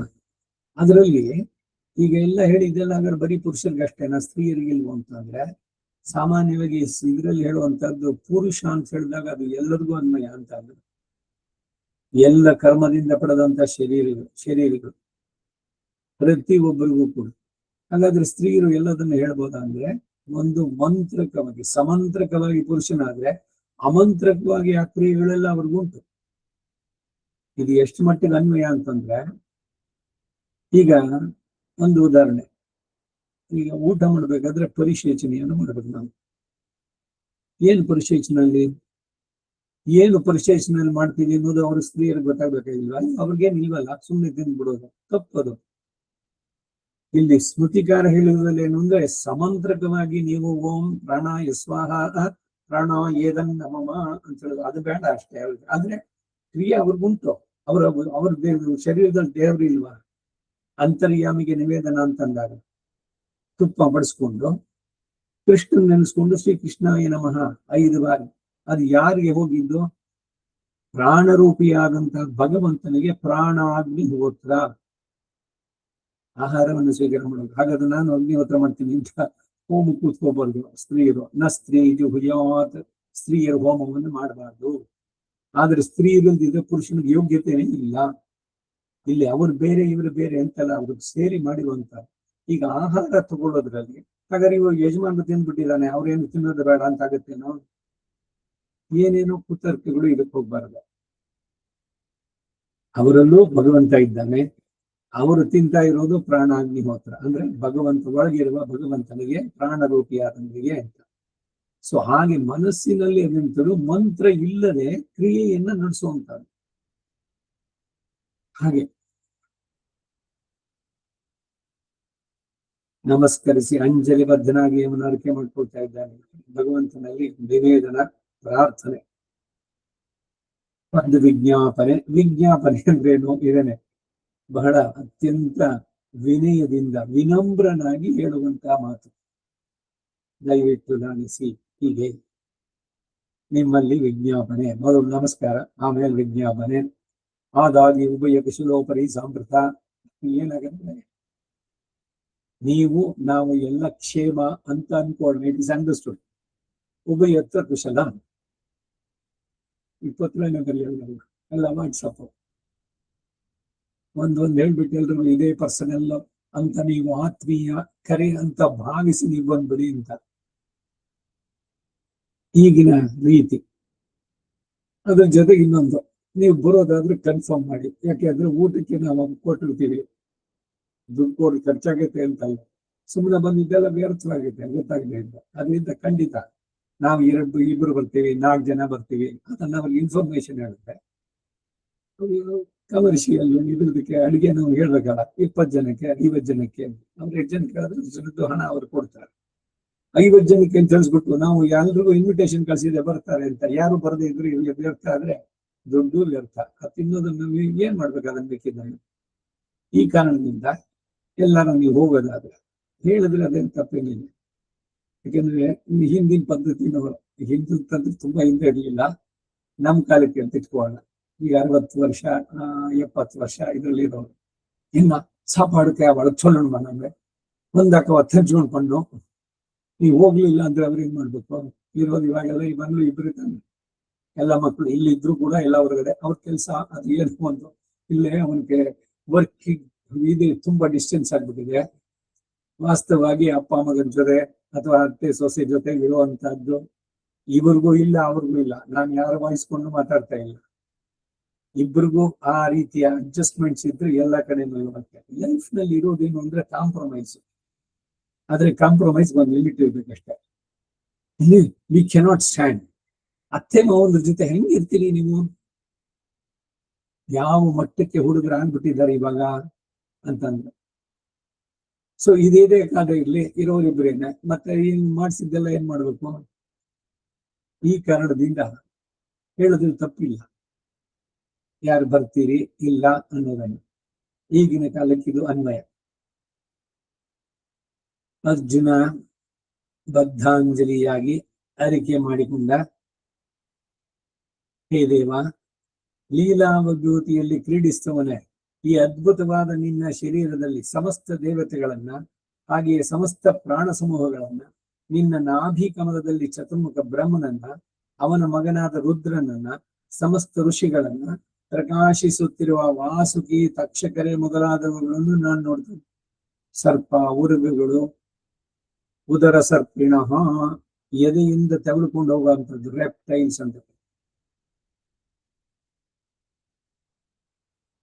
ಎಲ್ಲವನ್ನು ನಾನು ನೋಡ್ತಾ ಇದ್ದೇನೆ ನಿನ್ ಶರೀರದಲ್ಲಿ ಇಂದ. ಅರ್ಜುನ್ 16ನೇ ಶ್ಲೋಕ. ಓ ವಿಶ್ವರೂಪಧಾರಿಯಾಗಿಯೂ ಸಕಲ ವಿಶ್ವಕ್ಕೂ ನಿಯಾಮಕನಾದವನೇ, ಅನೇಕ ಬಾಹುಗಳನ್ನ, ಉದರಗಳನ್ನ, ಮುಖಗಳನ್ನ, ನೇತ್ರಗಳನ್ನು ಉಳ್ಳವನನ್ನಾಗಿ, ಎಲ್ಲಾ ಕಡೆಯಲ್ಲೂ ಅನಂತವಾದ ಅವಯವಗಳನ್ನು ಉಳ್ಳವನಾಗಿಯೂ, ಆದಿ ಮಧ್ಯಾಂತಗಳಿಲ್ಲದ ಶರೀರವುಳ್ಳವನಾಗಿಯೂ ನಿನ್ನನ್ನು ನಾನು ನೋಡ್ತೇನೆ. ಇದರಿಂದ ಕಟಿ ಪ್ರದೇಶದ ಮಾತ್ರ ಒಂದು ಮೇಲೆಯೂ ಕೆಳಗೂ ಅನೇಕ ಅವಯವಗಳನ್ನುಳ್ಳ ರೂಪವು ಅದನ್ನು ಕಂಡೆನು ಎಂದ ಭಾವ. ಅದರಲ್ಲಿ ಎದೆಯಿಂದ ಅಥವಾ ವೇಸ್ಟ್ ಸೊಂಟ ಕಟಿ ಪ್ರದೇಶ, ಅಲ್ಲಿಂದ ಮೇಲಿನ ಭಾಗ, ಕೆಳಗಡೆಯ ಭಾಗ ಎರಡು. ಸಾಮಾನ್ಯವಾಗಿ ಶುದ್ಧಿ ಇದೆಲ್ಲ ಹೇಳ್ಬೇಕಾದ್ರೆ ಕಟಿ ಪ್ರದೇಶದಿಂದ ಮೇಲಿಗೆ ಇರುವಂತಹ ಭಾಗ ಶುದ್ಧಿ ಇರುವಂತಹದ್ದು, ಕಟಿ ಪ್ರದೇಶದ ಕೆಳಗಡೆ ಇರುವಂತಹ ಭಾಗ ಸ್ವಲ್ಪ ಅಶುದ್ಧಿ ಆಗಿದೆ. ಯಾಕಂದ್ರೆ ಮಲಮೂತ್ರ ವಿಸರ್ಜನೆ ಇದು ಎಲ್ಲ ಆಗುವಂತಹದ್ದು, ಅದಕ್ಕೆ ಹೋದಾಗ ಕಾಲು ತೊಳ್ಕೊಳ್ಳಬೇಕು ಅನ್ನೋ ಉದ್ದೇಶ, ಆ ಕಾರಣದಿಂದ ಹೇಳುವಂತಹದ್ದು ಇದಲ್ಲ. 17ನೇ ಶ್ಲೋಕ. ಆ ವಿಶ್ವರೂಪವನ್ನು ಇನ್ನೂ ವರ್ಣಿಸ್ತಾನೆ. ಪ್ರತಿಯೊಂದು ಶಿರಸ್ಸಿನಲ್ಲೂ ಕಿರೀಟವನ್ನ ಧರಿಸುವವನನ್ನಾಗಿಯೋ, ಅಲ್ಲಲ್ಲೇ ಕೈಗಳಲ್ಲಿ ಗದೆ ಚಕ್ರಾಯುಧಗಳನ್ನ ಧರಿಸುವವನನ್ನಾಗಿಯೋ, ತೇಜಸ್ಸಿನಿಂದ ತುಂಬಿದವನನ್ನಾಗಿಯೋ, ಎಲ್ಲ ಕಡೆಯಲ್ಲೂ ತನ್ನ ತೇಜಸ್ಸನ್ನು ಹರಡುವವನನ್ನಾಗಿಯೋ, ಆ ಕಾರಣದಿಂದ ದೃಷ್ಟಿಸಿ ನೋಡಲು ಅಪ್ರಾಕೃತ ನೇತ್ರದಿಂದಲೂ ಸಾಧ್ಯವಿಲ್ಲದವನಾಗಿಯೋ, ಅವನನ್ನು ನೋಡುವುದಕ್ಕೆ ಈ ತಪ್ಪಾಗ್ಬಿಟ್ಟಿದೆ. ಈ ಅಪ್ರಾಕೃತ ನೇತ್ರಗಳಿಂದ ಅಂತ, ಪ್ರಾಕೃತ ನೇತ್ರ, ಅಪ್ರಾಕೃತ ಅಂದ್ರೆ ಪ್ರತಿಯಿಂದ ಆಗಿದ್ದು ಅಂತ ಆಗತ್ತೆ, ಅಂದ್ರೆ ದಿವ್ಯವಾದ ದೃಷ್ಟಿ.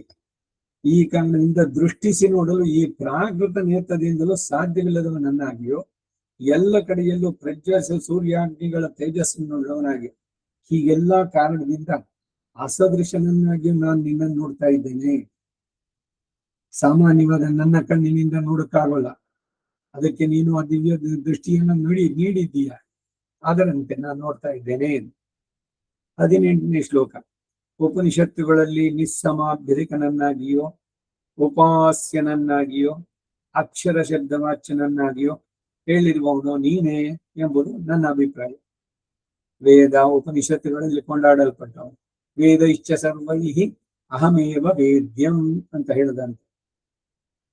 ಈ ವಿಶ್ವಕ್ಕೆಲ್ಲ ಶ್ರೇಷ್ಠನಾದ ಆಧಾರಭೂತನು ನೀನೆ, ವ್ಯಯರಹಿತನಾಗಿ ಶಾಶ್ವತನಾಗಿ ಇರುವವನು ನೀನೆ.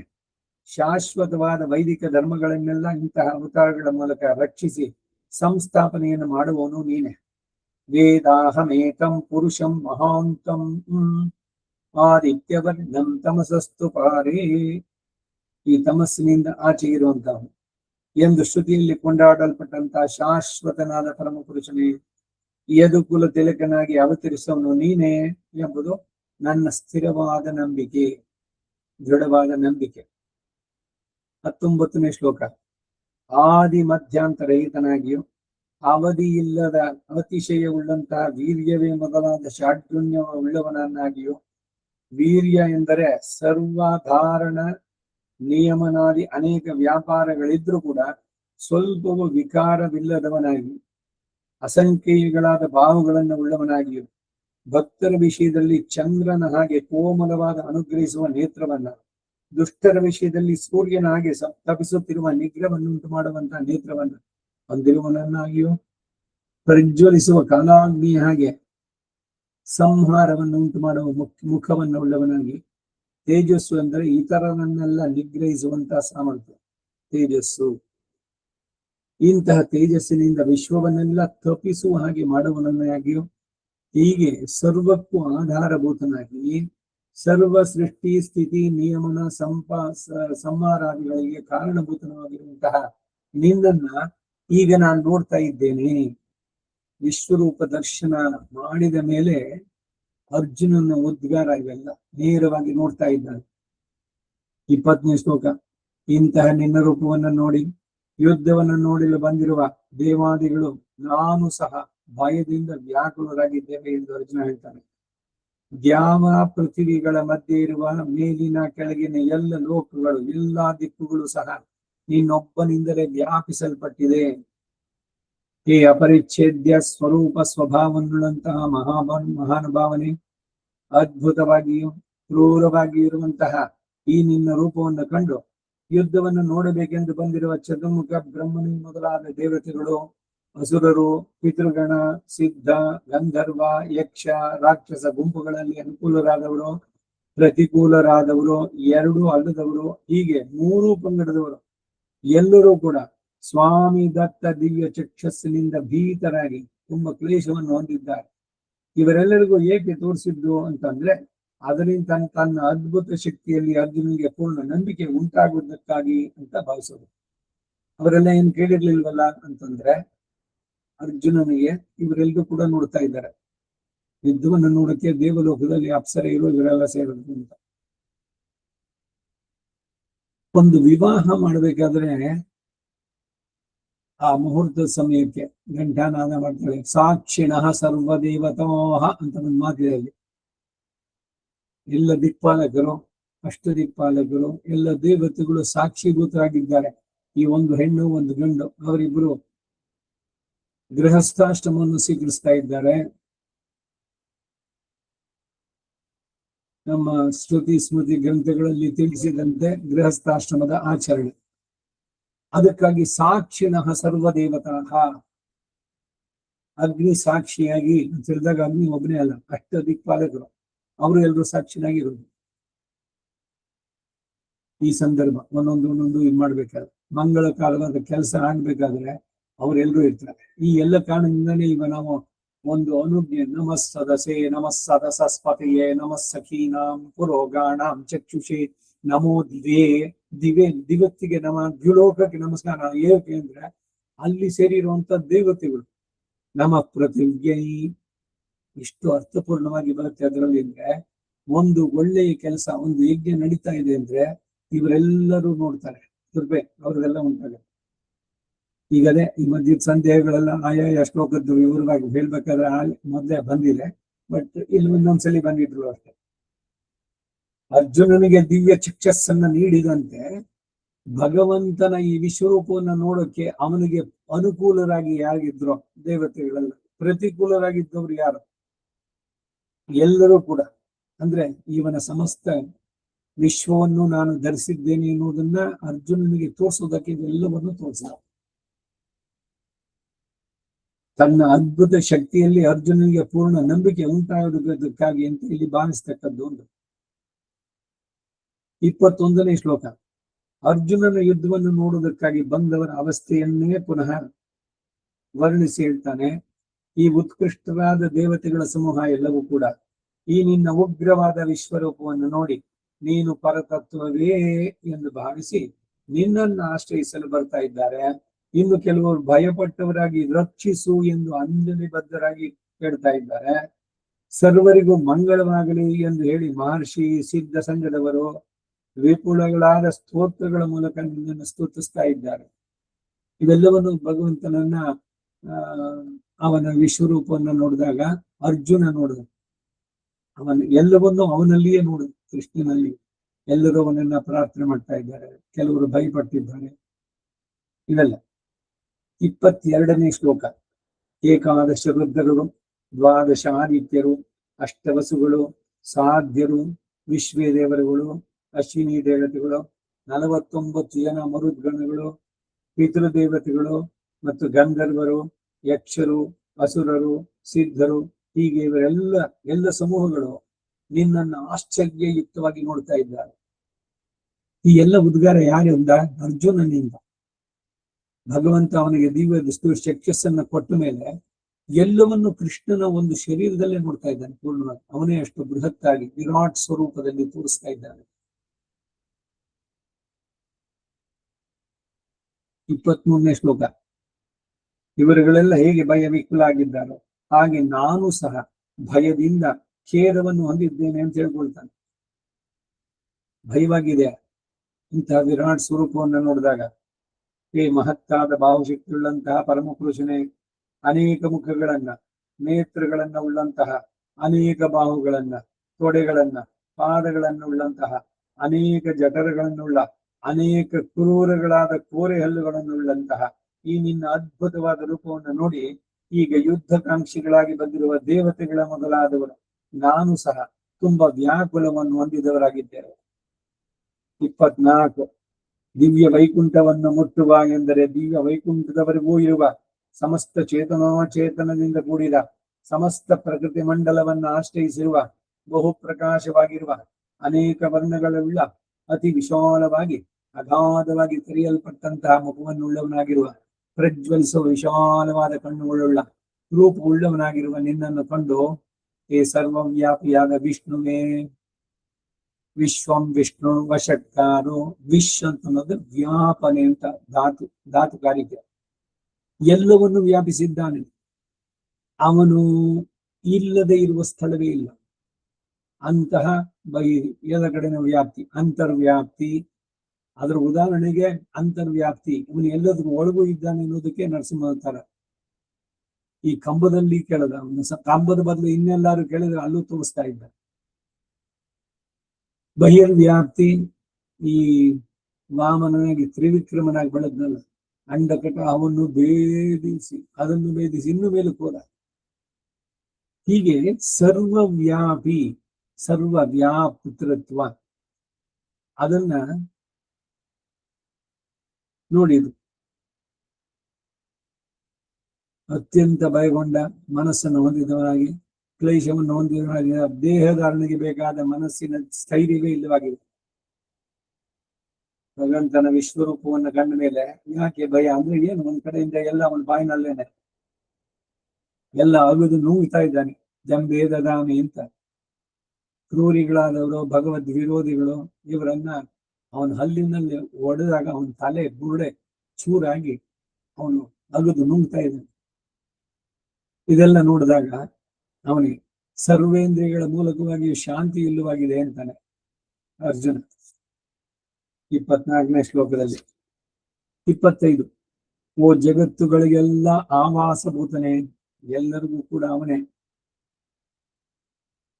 ಬಹು ಕ್ರೂರವಾದ ಕೋರೆದಾಡಿಗಳನ್ನುಳ್ಳಂತಹ, ಪ್ರಳಯ ಕಾಲದ ಕಾಲಾಗ್ನಿ ಸದೃಶಗಳಾಗಿರುವಂತಹ ಇರುವ ನಿನ್ನ ಮುಖಗಳನ್ನು ನೋಡೋದ್ರಿಂದಲೇ ನನಗೆ ದಿಕ್ಕುಗಳು ಯಾವುದೂ ತೋಚುವುದಿಲ್ಲ. ಏನೋ ಎಲ್ಲ ಒಟ್ಟಿಗೆ ಜನ ಬಂದ್ಬಿಟ್ಟಿದ್ದಾರೆ ಹಳ್ಳಿನಲ್ಲಿ. ಎಷ್ಟು ಜನ ಬಂದಿದ್ದಾರೆ, ಇವರಿಗೆಲ್ಲ ಹೇಗೆ ಇನ್ನು ಅಡಿಗೆಗೆ ಇಟ್ಟಿಲ್ಲ, ಒಂದು ದಿಕ್ಕೇ ತೋಚಂಗಿಲ್ಲ ಅಂತಾರೋ ಇಲ್ಲಿ ಈ ಉದ್ಗಾರ. ಏನ್ ಮಾಡ್ಬೇಕು ಅಂತ ಸಡನ್ ಆಗಿ ಸ್ತಂಭೀಭೂತರಾದಂತ. ಎಲ್ಲಿಂದ ಶುರು ಮಾಡ್ಬೇಕು? ಎಷ್ಟು ಜನ ಒಟ್ಟಿಗೆ ಬಂದಿದ್ದಾರೆ, ಅವ್ರಿಗೇನು ತಿಂಡಿ ಆಗ್ಬೇಕು, ಮೊದಲು ಕಾಫಿ ಆಗ್ಬೇಕಾ? ಗೃಹಿಣಿಯಾದವಳ ಮನಸ್ಥಿತಿ ಹೇಗಿರ್ಬೋದು ಹಾಗೆ ಅರ್ಜುನನಿಗೆ ದಿಕ್ಕೇ ತೋಚಲೇ ಇಲ್ಲ, ದೇಹ ಸುಖವನ್ನು ಹೊಂದಲೇ ಇಲ್ಲ. ಓ ದೇವತೆಗಳಿಗೂ ನಿಯಾಮಕನಾದವನೇ, ಕರುಣಿಸಿ ಪ್ರಸನ್ನನಾಗು, ನನಗೆ ಭಯವಾಗಿದೆ, ಏನಾದ್ರು ಭಯವಾದ್ರೇನು ಮಾನಸಿಕವಾಗಿ ಆಂಗ್ಸೈಟಿ, ಟೆನ್ಷನ್ ಇಷ್ಟೇ ಇರುತ್ತೆ. ಮನಸ್ಸನ್ನ ಪ್ರಶಾಂತವಾಗಿ ಇಟ್ಕೊಳ್ಳೋದನ್ನೇ ನಾವು ಕಲಿಬೇಕಾದ್ರೆ. ಇನ್ನೆಲ್ಲ ನೋಡ್ತಾ ಇದ್ವಿ, ವಯಸ್ಸಾದ್ಮೇಲೆ ಮೌನ ಅನ್ನೋದು ಬಹಳ ಶ್ರೇಷ್ಠ. ಈಗ ಯಾರಿಗೋ ಏನೋ ಹೇಳ್ಬೇಕು, ಅವ್ರನ್ನ ಕನ್ವಿನ್ಸ್ ಮಾಡ್ಬೇಕು, ಅವ್ರು ಏನೋ ಕುತರ್ಕನ ವೈತಂಗನ ಮಾಡೋದು. ಅವಾಗ ಅವರನ್ನ ನೀವೆಲ್ಲಾ ಕಷ್ಟಪಟ್ಟು ಅವನಿಗೆ ಹೇಳಿ ಮಾಡಿ ಹೌದು ಅಂತ ಅನ್ಸೋದಕ್ಕೆ ಯಾಕೆ ಬೇಕು ಅಂತಾನೆ ಸರಿನಪ್ಪ ನಗ್ತಾ ಇದ್ಬಿಡ್ಬೇಕು. ಹಾ, ನಿನ್ನ ಅಭಿಪ್ರಾಯ ಸರಿ, ಭಗವಂತ ನೀನು ಒಳ್ಳೆ ಬುದ್ಧಿ ಕೊಡ್ಲಿ ಅಂತ ಹೇಳಿ ಬಿಟ್ಬಿಡೋದು, ಮೌನವಾಗಿರೋದು. ಅವಾಗ ಅದರಿಂದ ಏನು ಅಂದ್ರೆ ನಮ್ಮ ಆರೋಗ್ಯ ಕೆಡೋದಿಲ್ಲ ಅಂತ ಅಷ್ಟ. ಕೋಪಿಸ್ಕೊಂಡ್ರೆ ಕೋಪವನ್ನು ಬಿಡಬೇಕು. ಕೋಪವೆಂಬದ ಅನರ್ಥ ಸಾಧನ, ಕೋಪವೇ ಸಂಸಾರ ಬಂಧನ. ಎಲ್ಲದರಲ್ಲೂ ಅಷ್ಟೇ, ಎಲ್ಲ ವಿಷಯಗಳಲ್ಲಿ, ಕೌಟುಂಬಿಕವಾದ್ದೇ ಆಗ್ಲಿ, ಯಾವುದೋ ಆಫೀಸ್ನದ್ದೇ ಆಗ್ಲಿ, ಉದ್ವೇಗ ಟಿಪಿ ರೈಸ್ ಮಾಡಿಕೊಂಡು ಹೈ ಪಿಚ್ ನಲ್ಲಿ ಕಿರ್ಚಿ ಅವ್ರ ಸ್ಥಿತಿ, ಮನಸ್ಸಿನ ಸ್ಥಿತಿ ಹೇಗಿರ್ಬೋದು ಅವಾಗ? ಅದಕ್ಕಾಗಿ ಮೌನವಾಗಿರೋದು. ಎಲ್ಲವನ್ನ ನೇಮಿಸುವಂತ ಭಗವಂತನಲ್ಲಿ ನಂಬಿಕೆ ಇದೆಯಲ್ಲ ನಮಗೆ, ಅವನು ಅವ್ರಿಗೆ ಸದ್ಬುದ್ಧಿ ಕೊಡ್ಲಿ ಅಂತ ಹೇಳಿಬಿಟ್ಟು ಬಿಟ್ಟು ಬಿಡಬೇಕು. ನಮ್ಮ ಆರೋಗ್ಯ ಚೆನ್ನಾಗಿರುತ್ತೆ ನೋಡಿ. ಅವರು ದೇವರಂತ, ಅವರು ಯಾವ ವಿಷಯಕ್ಕೂ ತಲೆ ಹಾಕಲ್ಲ. ತುಂಬಾ ಒಳ್ಳೇದು ಇದು, ಅವ್ರಿಗೂ ಕ್ಷೇಮ, ಇರೋವ್ರಿಗೂ ಕ್ಷೇಮ ಜೊತೆನಲ್ಲಿ. ಹಾಗಾಗಿ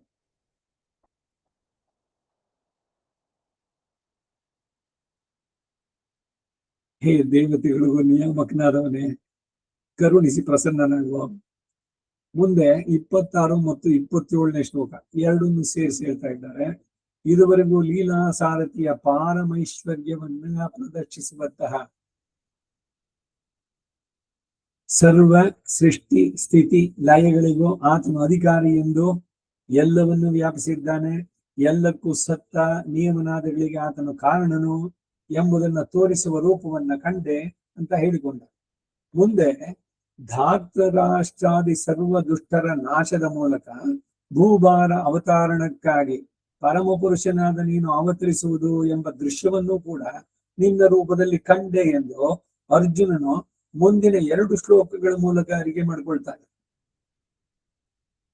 ಸೈನ್ಯದೊಂದಿಗೆ ಯುದ್ಧ ಸಹಾಯಕ್ಕಾಗಿ ಬಂದ ಸಮಸ್ತ ರಾಜರ ಸಮೂಹದಿಂದ ಸೇರಿದ ಧೃತರಾಷ್ಟ್ರನ ಪುತ್ರರಾದವರು ದುರ್ಯೋಧನಾದಿಗಳು, ಇವರೆಲ್ಲರೂ ಅವರ ಜೊತೆಗೆ ಸೇರಿದಂತಹ ಭೀಷ್ಮ, ದ್ರೋಣ, ಸೂತಪುತ್ರನಾದ ಕರ್ಣ, ಇವರುಗಳನ್ನ ಹೇಳಿದ್ದರಿಂದ ದುಷ್ಟ ಚತುಷ್ಟಯಕ್ಕೆ ಸೇರಿದ ಶಕುನಿಯು ನಮ್ಮ ಸಂಘಕ್ಕೆ ಸೇರಿದ ಕೆಲವು ಯೋಧ ಮುಖ್ಯರು ಒಡನೆ ಬಹು ಭಯಂಕರಗಳಾಗಿ ಅತಿ ಕ್ರೂರಗಳಾದ ಕೋರೆ ದಾಳಿಗಳನ್ನುಳ್ಳಂತಹ ನಿನ್ನ ಮುಖಗಳನ್ನ ತ್ವರೆಗೊಂಡವರಾಗಿ, ಅರ್ಜೆಂಟು ಇನಿ ಹರಿ ಟು ಡೈ ಅಂತ, ಈಗ ಈ ಸೈಡ್ ನಲ್ಲಿ ಲೆಫ್ಟ್ ರೈಟ್ ಸಿಗ್ನಲ್ ಇದ್ರೂ ಕೂಡ ನುಸ್ಕೊಂಡು ಹೋಗ್ಬೇಕು.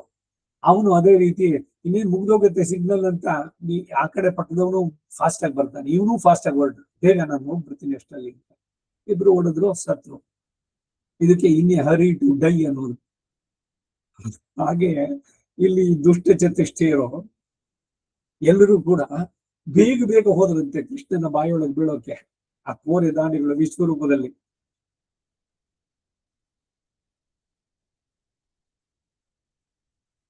ಪ್ರವೇಶಿಸ್ತಾರೆ. ಇನ್ನು ಕೆಲವರು ಪುಡಿ ಪುಡಿಯಾದ ಶಸ್ತ್ರಗಳನ್ನುಳ್ಳವನಾಗಿ ನಿನ್ನ ಹಲ್ಲುಗಳ ಮಧ್ಯಗಳಲ್ಲಿ ಸಿಕ್ಕಿಕೊಂಡವರಾಗಿ ತೋರ್ ಬರ್ತಾರೆ. ಎಷ್ಟು ಭೀಕರವಾಗಿರ್ಬೇಕು ನೋಡಿ. ಅವನು ತಲೆ ಬುರುಡೆನ ಅಗದು ಅದು ಪುಡಿ ಪುಡಿಯಾಗಿ ಅವನ ಹಲ್ಲು ಸಂಧಿಗಳಿಗೆ, ಈಗ ಆಮೇಲೆ ಕಡ್ಡಿ ತಗೊಂಡು ಹಲ್ಲು ಸಂಧಿಗೆ ಸಿಗಾಕೊಂಡು ಆಹಾರ ತಗೊಂಡಾಗ, ಹಾಗೆ ಈ ದೃಷ್ಟಿ ಯಾರು ಕ್ರೂರಿಗಳಾಗಿದ್ರೋ, ಲೋಕಕ್ಕೆ ಭೂಭಾರವಾಗಿದ್ರೋ ಅಂಥವರಲ್ಲೆಲ್ಲ ಭಗವಂತ ನುಗ್ಗದ ಇದ್ದಾನೆ. ಕಾಲು ಜಗತ್ ಪಕ್ಷಕ, ಕಾಲರೂಪಿಯಾಗಿ ಭಗವಂತನಾದಾಗ. 28ನೇ ಶ್ಲೋಕ. ಅದು ಹೇಗೆ ತ್ವರೆಯಿಂದ ಬಂದು ನಿನ್ನ ಬಾಯಲ್ಲಿ ಬೀಳ್ತಾರೆ ಎಂಬುದನ್ನ 2 ದೃಷ್ಟಾಂತಗಳ ಮೂಲಕ ತಿಳಿಸ್ತಾರೆ. ಉದಾಹರಣೆ, ನದಿಗಳು ಅನೇಕ ಪ್ರವಾಹಗಳು ಸಮುದ್ರಕ್ಕೆ ಅಭಿಮುಖಗಳಾಗಿ ತ್ವರೆಯಿಂದ ಹೇಗೆ ಓಡಿ ಹೋಗುತ್ತವ ನೋಡಿ. ನದಿ ಹುಟ್ಟಿದ ಜಾಗ, ಅಲ್ಲಿಂದ ಬರ್ತಾ ಅದು ದೊಡ್ಡದಾಗಿ, ಆ ಫೋರ್ಸು ಎಲ್ಲ ಯಾಕೆ ಅರ್ಜೆಂಟ್ ಆಗಿ ಬೇಗ ಹೋಗಿ ಸಮುದ್ರವನ್ನು ಸೇರ್ಬೇಕು. ಹಾಗೆಯೇ ಈ ಭೂಲೋಕದ ವೀರರಾದ ಯೋಧರೆಲ್ಲರೂ ಕೂಡ ಜ್ವಲಿಸುತ್ತಿರುವ ನಿನ್ನ ಮುಖಗಳನ್ನ ಬಹು ತ್ವರೆಯಿಂದ ಪ್ರವೇಶಿಸ್ತಾ ಇದ್ದಾರೆ. ನಮ್ಮ ಅಣ್ಣವ್ರು ಹೇಳಿದ್ರಲ್ಲ, ಓಡಿ ಓಡಿ ಫಲಪಿರ ಪೊಂಪಿರಂದು. ಯಾಕೆ ನಿಧಾನವಾಗಿ ನಡೆದು ಹೋಗ್ಲಿಲ್ವಾ? ಒಬ್ಬೊಬ್ರದ್ದು ಅಷ್ಟಷ್ಟ ವರ್ಷ ಆಯುಸ್ಸಿತ್ತು, ಸೊ ನಿಧಾನಕ್ಕೆ ಹೋಗೋಣ, ನಮ್ ಟೈಮ್ ಇದೆಯಲ್ಲ ಅಂತ ಹೋದ್ರೇನು, ಓಡಿ ಓಡಿ ಫಲಪಿರ ಪೊಂಪಿರಂದು ಪಾಡಿ ಆಡಿ ಪಲ್ವಳಿ ಏರಿ ಕಂಡೀರ್. ಒಂದು ಜನ್ಮದಿಂದ ಇನ್ನೊಂದು ಜನ್ಮಕ್ಕೆ ಓಡಿದ್ರಿ, ಯಾವುದೋ ದೇವತೆಗಳನ್ನ ಆಶ್ರಯಿಸಿದ್ರಿ, ಅವರಿಂದ ಏನೇನೋ ಸಿಗುತ್ತೆ ಅಂತ. ಆ ಯಾವ ದೇವತೆಗಳನ್ನು ಪ್ರಾರ್ಥನೆ ಮಾಡಿದ್ರು, ಅವ್ರೇನಾದ್ರು ನಿಮ್ಗೆ ಹುಟ್ಟು ಸಾವಿನ ಚಕ್ರದಿಂದ ಬಿಡಿಸಿದ್ರು? ಕೂಡಿ ವಾನವರೇತ್ತ ನಿನ್ನ ತಿರುಕ್ಕುರುಹೂರ್, ಅದನ್ನು ತಿರುಕ್ಕುರುಹೂರ್ನಲ್ಲಿ ಇದ್ದಾನೆಲ್ಲ ಕ್ಷೇತ್ರಾಧೀಶ, ಕೂಡಿ ವಾನವರ್ ಏತ್ತ, ಆ ನಿತ್ಯ ಸೂರಿಗಳು ಬಂದು ಕೊಂಡಾಡುವಂತಹದ್ದು ಸ್ಥಳ ಅದು. ಅವನನ್ನ ಆಶ್ರಯಿಸಿ ಇನ್ನಾದ್ರೂ ನಿಮ್ಮ ಜೀವನದ ಸಾರ್ಥಕತೆ ಮಾಡ್ಕೋಬಾರದೆ, ಹುಟ್ಟು ಸಾವಿನ ಚಕ್ರದಿಂದ ಬಿಡಬಾರದೆ ಅಂತ ಅಲ್ಲಿ ಹೇಳ್ಬೇಕಾದ್ರೆ. ಯಾಕೆ ಅಪಚಾರ ಇಲ್ಲಿ ಅಂದ್ರೆ, ಓಡಿ ಓಡಿ ಅಂತ ಒಂದು ಜನ್ಮದಿಂದ ಇನ್ನೊಂದು ಜನ್ಮಕ್ಕೆ ಓಡಿದ್ವಿ. ಈ ವಿಶ್ವರೂಪ ದರ್ಶನದಲ್ಲಿ ಈ ಭೂಭಾರ ಆಗಿತ್ತಲ್ಲ, ಯಾರು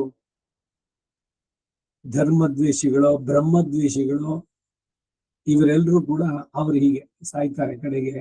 ಅದು ಸುಮ್ಮನೆ ಸಾಯೋದಲ್ಲ, ಅವನ ಹಲ್ಲಿಗೆ ಸಿಗಾಕೊಂಡು ಚೂರು ಚೂರಾಗಿ ಅವರ ತಲೆ ಆ ರೀತಿನಲ್ಲಿ ಭೀಕರವಾಗಿ.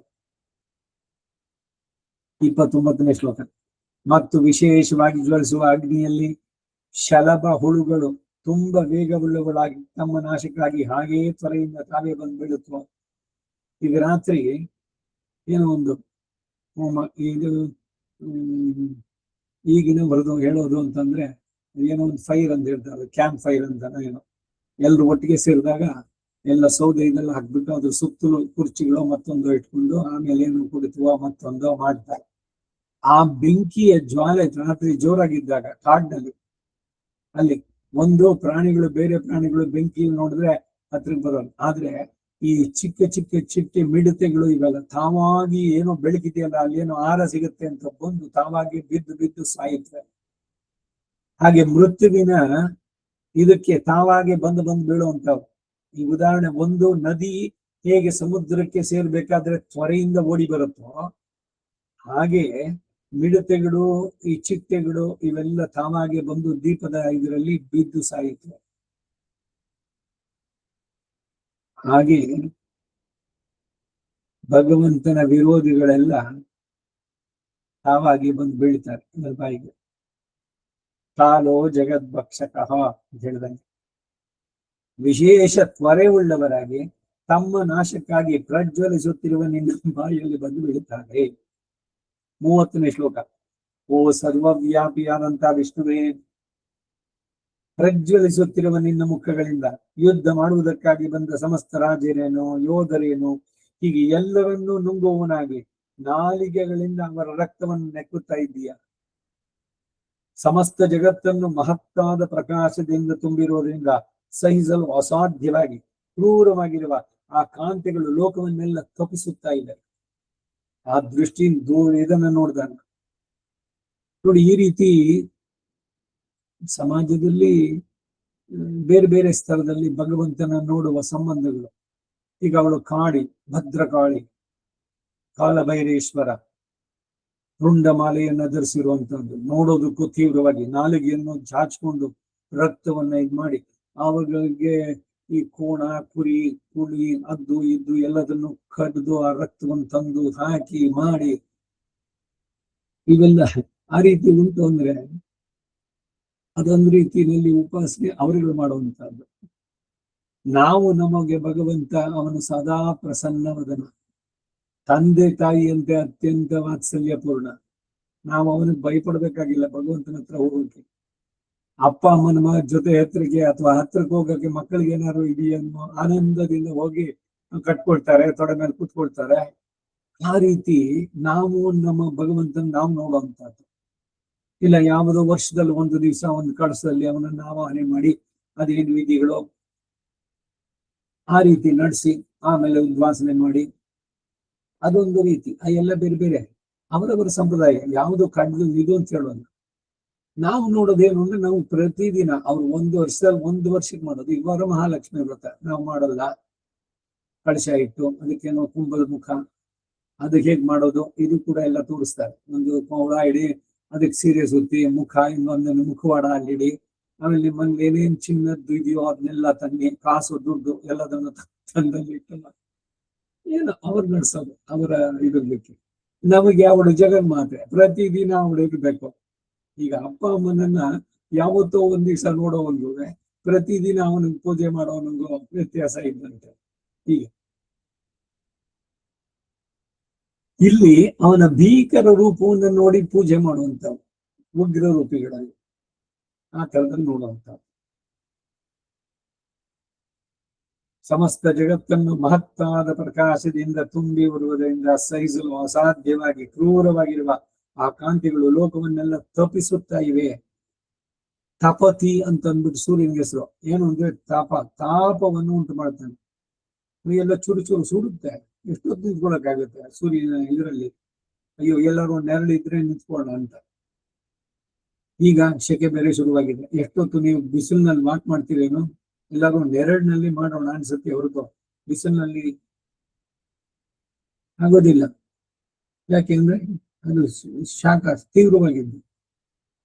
ಹಾಗೆ ಭಗವದ್ ವಿರೋಧಿಗಳಿಗೆ ಅವನು ಈ ರೀತಿಯ ಸ್ವರೂಪ. ಭಗವಂತ ಹೀಗೆ ಇದ್ದಾನೆ ಅಥವಾ ಆ ರೂಪದಲ್ಲೇ ನೋಡ್ಬೇಕು, ಅವನಿಗಾಗಿ ಭಯಪಡ್ಬೇಕು ಅಲ್ಲ.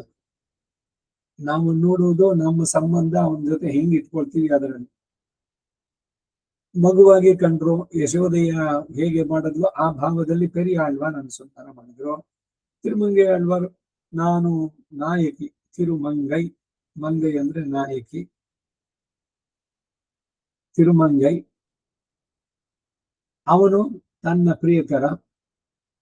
ಅದಕ್ಕಾಗಿ ಅದು ವಿರಹ ವೇದನೆ ಆ ತೀವ್ರದಲ್ಲಿ ಆ ರೀತಿ ನೋಡಿದ್ರು. ಮಗನಾಗಿ, ರಾಜನಾಗಿ, ದೇವಕಿ ವಾತ್ಸಲ್ಯ ಭಾವ, ಹೀಗೆ ಬೇರೆ ಬೇರೆ ನವವಿಧ ಭಕ್ತಿ ಅನ್ನೋದ್ರಲ್ಲಿ ಹೀಗೇನೆ ದಾಸ್ಯ, ಸಖ್ಯ, ವಂದನ, ಅರ್ಚನಾ, ಪಾದ ಸೇವನ ಎಲ್ಲದಲ್ಲಿ ಸಂಬಂಧಗಳು ಯಾವ್ಯಾವ ರೀತಿಯಲ್ಲಿ ಮಾಡ್ತೀವಿ. ಒಟ್ಟಿನಲ್ಲಿ ಭಗವಂತ ಜೊತೆ ಸಂಬಂಧ ಬೆಳೆಸ್ಕೊಳ್ಳಿ. ಹೇಗ್ ಬೆಳೆಸ್ಕೊಂಡು ಕೂಡ ಉದ್ಧಾರ ಆಗ್ತೀವಿ. ಈಗ ಕಂಸನಂತೆ ದ್ವೇಷಿಸಿ ಬೈಯೋದಾದ್ರೆ ಒಂದು ಚೆನ್ನಾಗಿ ಬೈರಿ, ಶಿಶುಪಾಲನಂತ ಬೈರಿ, ಕಂಟಿನ್ಯೂಸ್ ಬೈಬೇಕು ಭಗವಂತನ. ಭಯದಿಂದ ಮಾರೀಚ ಉದ್ಧಾರ ಆದ. ಅವನಿಗೆ ಎಲ್ಲಿ ಕೂತ್ಕೊಂಡ್ರೆ ನಿಂತ್ಕೊಂಡ್ರೆ ಯಾವ್ದೋ ಮರ್ಸಂದಿನಲ್ಲಿ ರಾಮ ನಿಂತ್ಕೊಂಡು ಇನ್ನೇನ್ ಬಾಣ ಬಂದ್ಬಿಡ್ತಾರೆ ನನ್ ಮೇಲೆ ಅಂತ. ಆ ಮಾನುಷ ಅಸ್ತ್ರದಲ್ಲಿ ಸುಬಾಹು, ಮಾರೀಚ ಇವರೆಲ್ಲ ಆ ರುಚಿಯನ್ನು ಕಂಡಿದ್ದರು.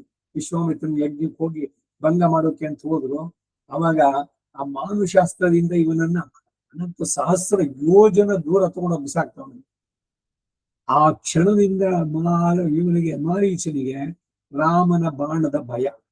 ಸೊ ಭಯದಿಂದ, ದ್ವೇಷದಿಂದ, ಪ್ರೀತಿಯಿಂದ, ಬೈಯೋದ್ರಿಂದ, ಕಂಸನ ಒಡಲಿನಲ್ಲಿ ದ್ವೇಷಿಸೋದಾದ್ರೆ ಕಂಸನ ಅಂತ ದ್ವೇಷಿಸ್ಬೇಕು.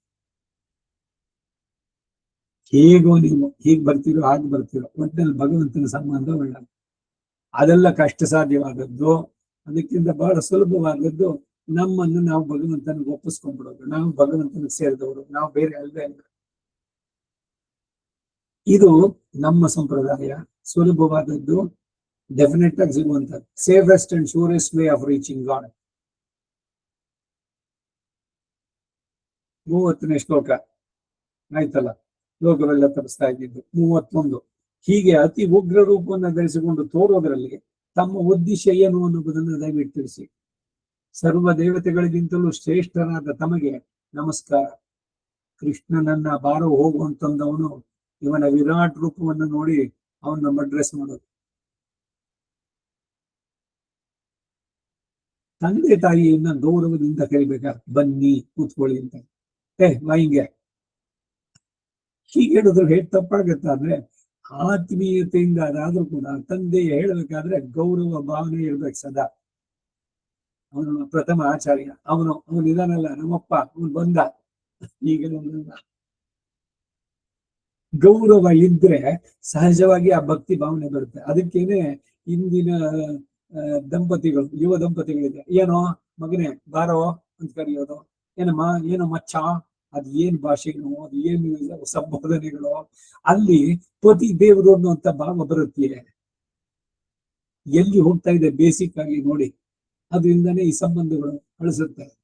ಅದೇನು ನೀನ್ ಹೇಳ್ದಂತೆನೆ ಕೇಳ್ಬೇಕು, ನೀನೇ ನಾನು ಹೇಳ್ದಂತ ಕೇಳು, ಎಲ್ಲ ವಿಕೃತಿಗಳು. ಆಚಾರ್ಯದಲ್ಲಿ ಹಿಂದಿನವರು ಮಾಡಿದ್ರಲ್ಲಿ ಯಾಕೆ ಗಂಡನ ಹೆಸರನ್ನು ಹೇಳ್ತಾ ಇರಲಿಲ್ಲ, ಅವ್ರು ಊಟ ಮಾಡದೆ ಇವ್ರು ಊಟ ಮಾಡಲಿಲ್ಲ, ಇವೆಲ್ಲ ಪತಿವ್ರತ ನಿಷ್ಠೆ. ಅದನ್ನು ಉಳಿಸ್ಕೊಂಡ್ರೆ ಅಂತವ್ರು ಚೆನ್ನಾಗಿ ಬಾಳ್ತಾರೆ.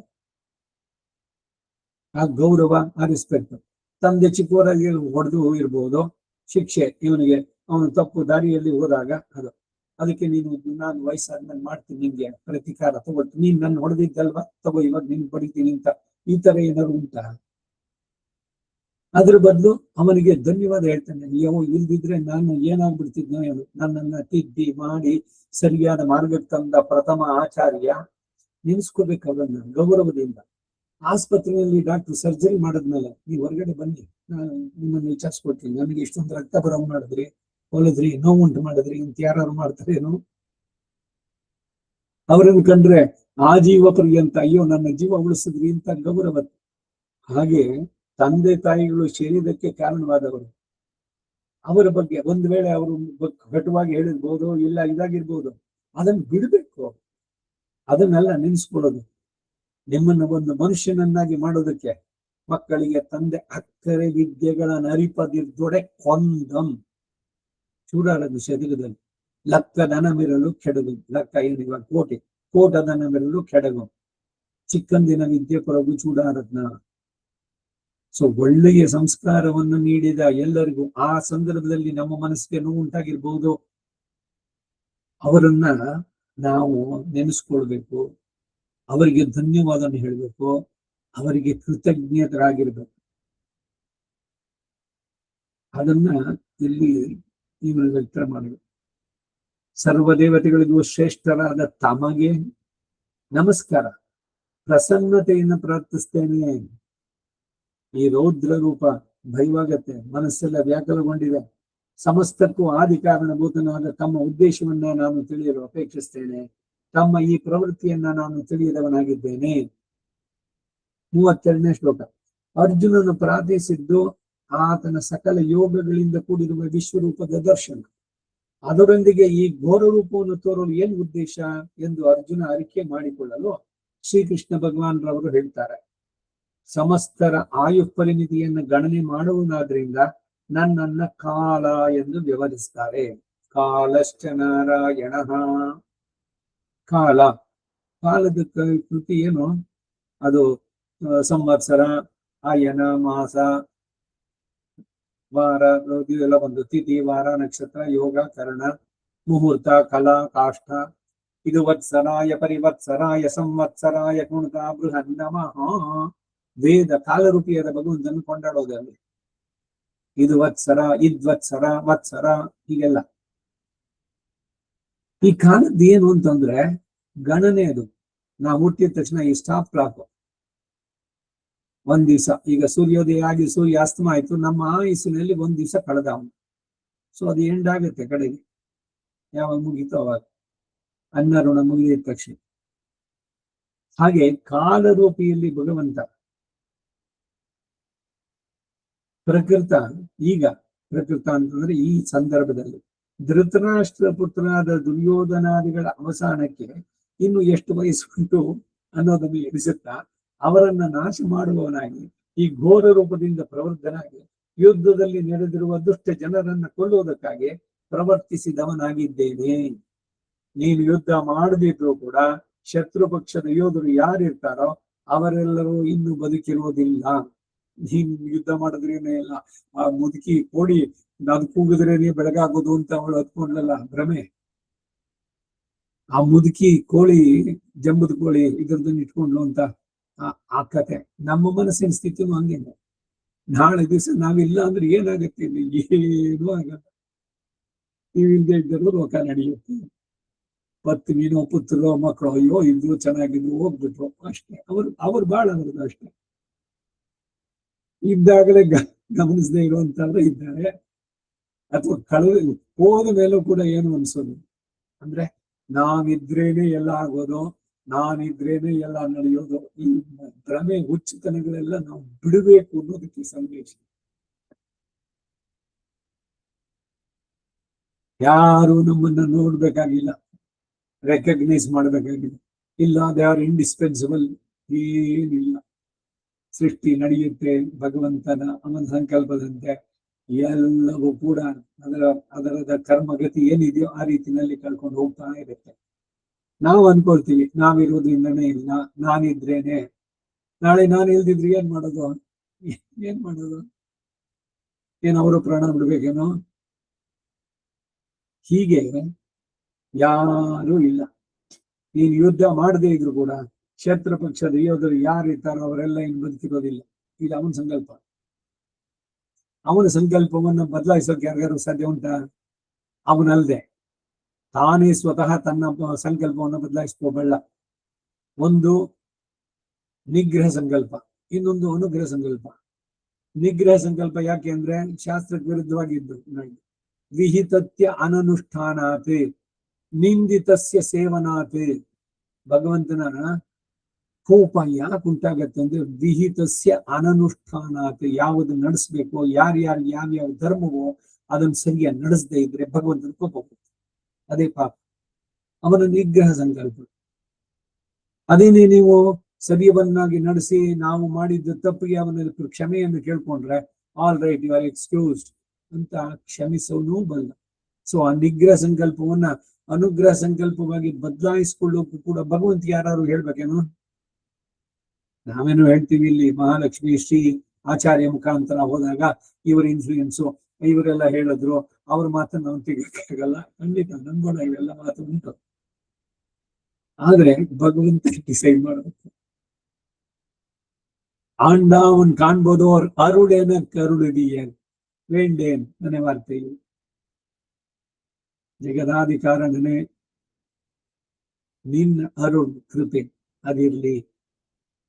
ಆ ನಿನ್ನ ಕೃಪೆ ನಮ್ಮ ಮೇಲೆ ಉಂಟಾಗೋದಕ್ಕಾಗಿ ನಾನೇನೋ ಒಂದು ನಾಮ ಸಂಕೀರ್ತೇನೋ, ಏನೋ ಒಂದು ಪೂಜೆನೋ, ಧ್ಯಾನವೋ, ಹೋಮವೋ, ಇಲ್ಲ ಆಚಾರ್ಯ ಮುಖೇತ್ರ ಪ್ರಪತ್ತಿ ಇವುಗಳನ್ನ ಮಾಡಿದ್ದೇನೆ. ಅದರಿಂದ ನೀನು ಪ್ರೀತನಾಗಿ ನಿನ್ನ ನಿಗ್ರಹ ಸಂಕಲ್ಪವನ್ನ ಅನುಗ್ರಹ ಸಂಕಲ್ಪವಾಗಿ ಬದಲಾಯಿಸುವ. ಇದು ಭಗವಂತನ ಪ್ರಾರ್ಥನೆ. ಈ ಜಾಗದಲ್ಲಿ ನಿಲ್ಸ್ಕೊಂಡಿರೋಣ. 33ನೇ ಶ್ಲೋಕ ಮುಂದಿನ ವಾರ ಮತ್ತೆ ಮುಂದುವರೆಸೋಣ. ಸಂಗ್ರಹವಾಗಿ 55 ಶ್ಲೋಕಕ್ಕೆ ಇರೋದು. 20 ಶ್ಲೋಕಗಳಾದ್ರೆ ಸಮ್ಮರೈಸ್ ಮಾಡಿರುವಂತದ್ದು. ಅದನ್ನ ನಾಳೆ ದಿವಸ ನೋಡೋಣ, ಭಾನುವಾರ. ವಸುದೇವ ಸುತಂ ದೇವಂ ಕಂಸಚಾಣೂರಮರ್ದನಂ ದೇವಕೀ ಪರಮಾನಂದಂ ಕೃಷ್ಣಂ ವಂದೇ ಜಗದ್ಗುರು.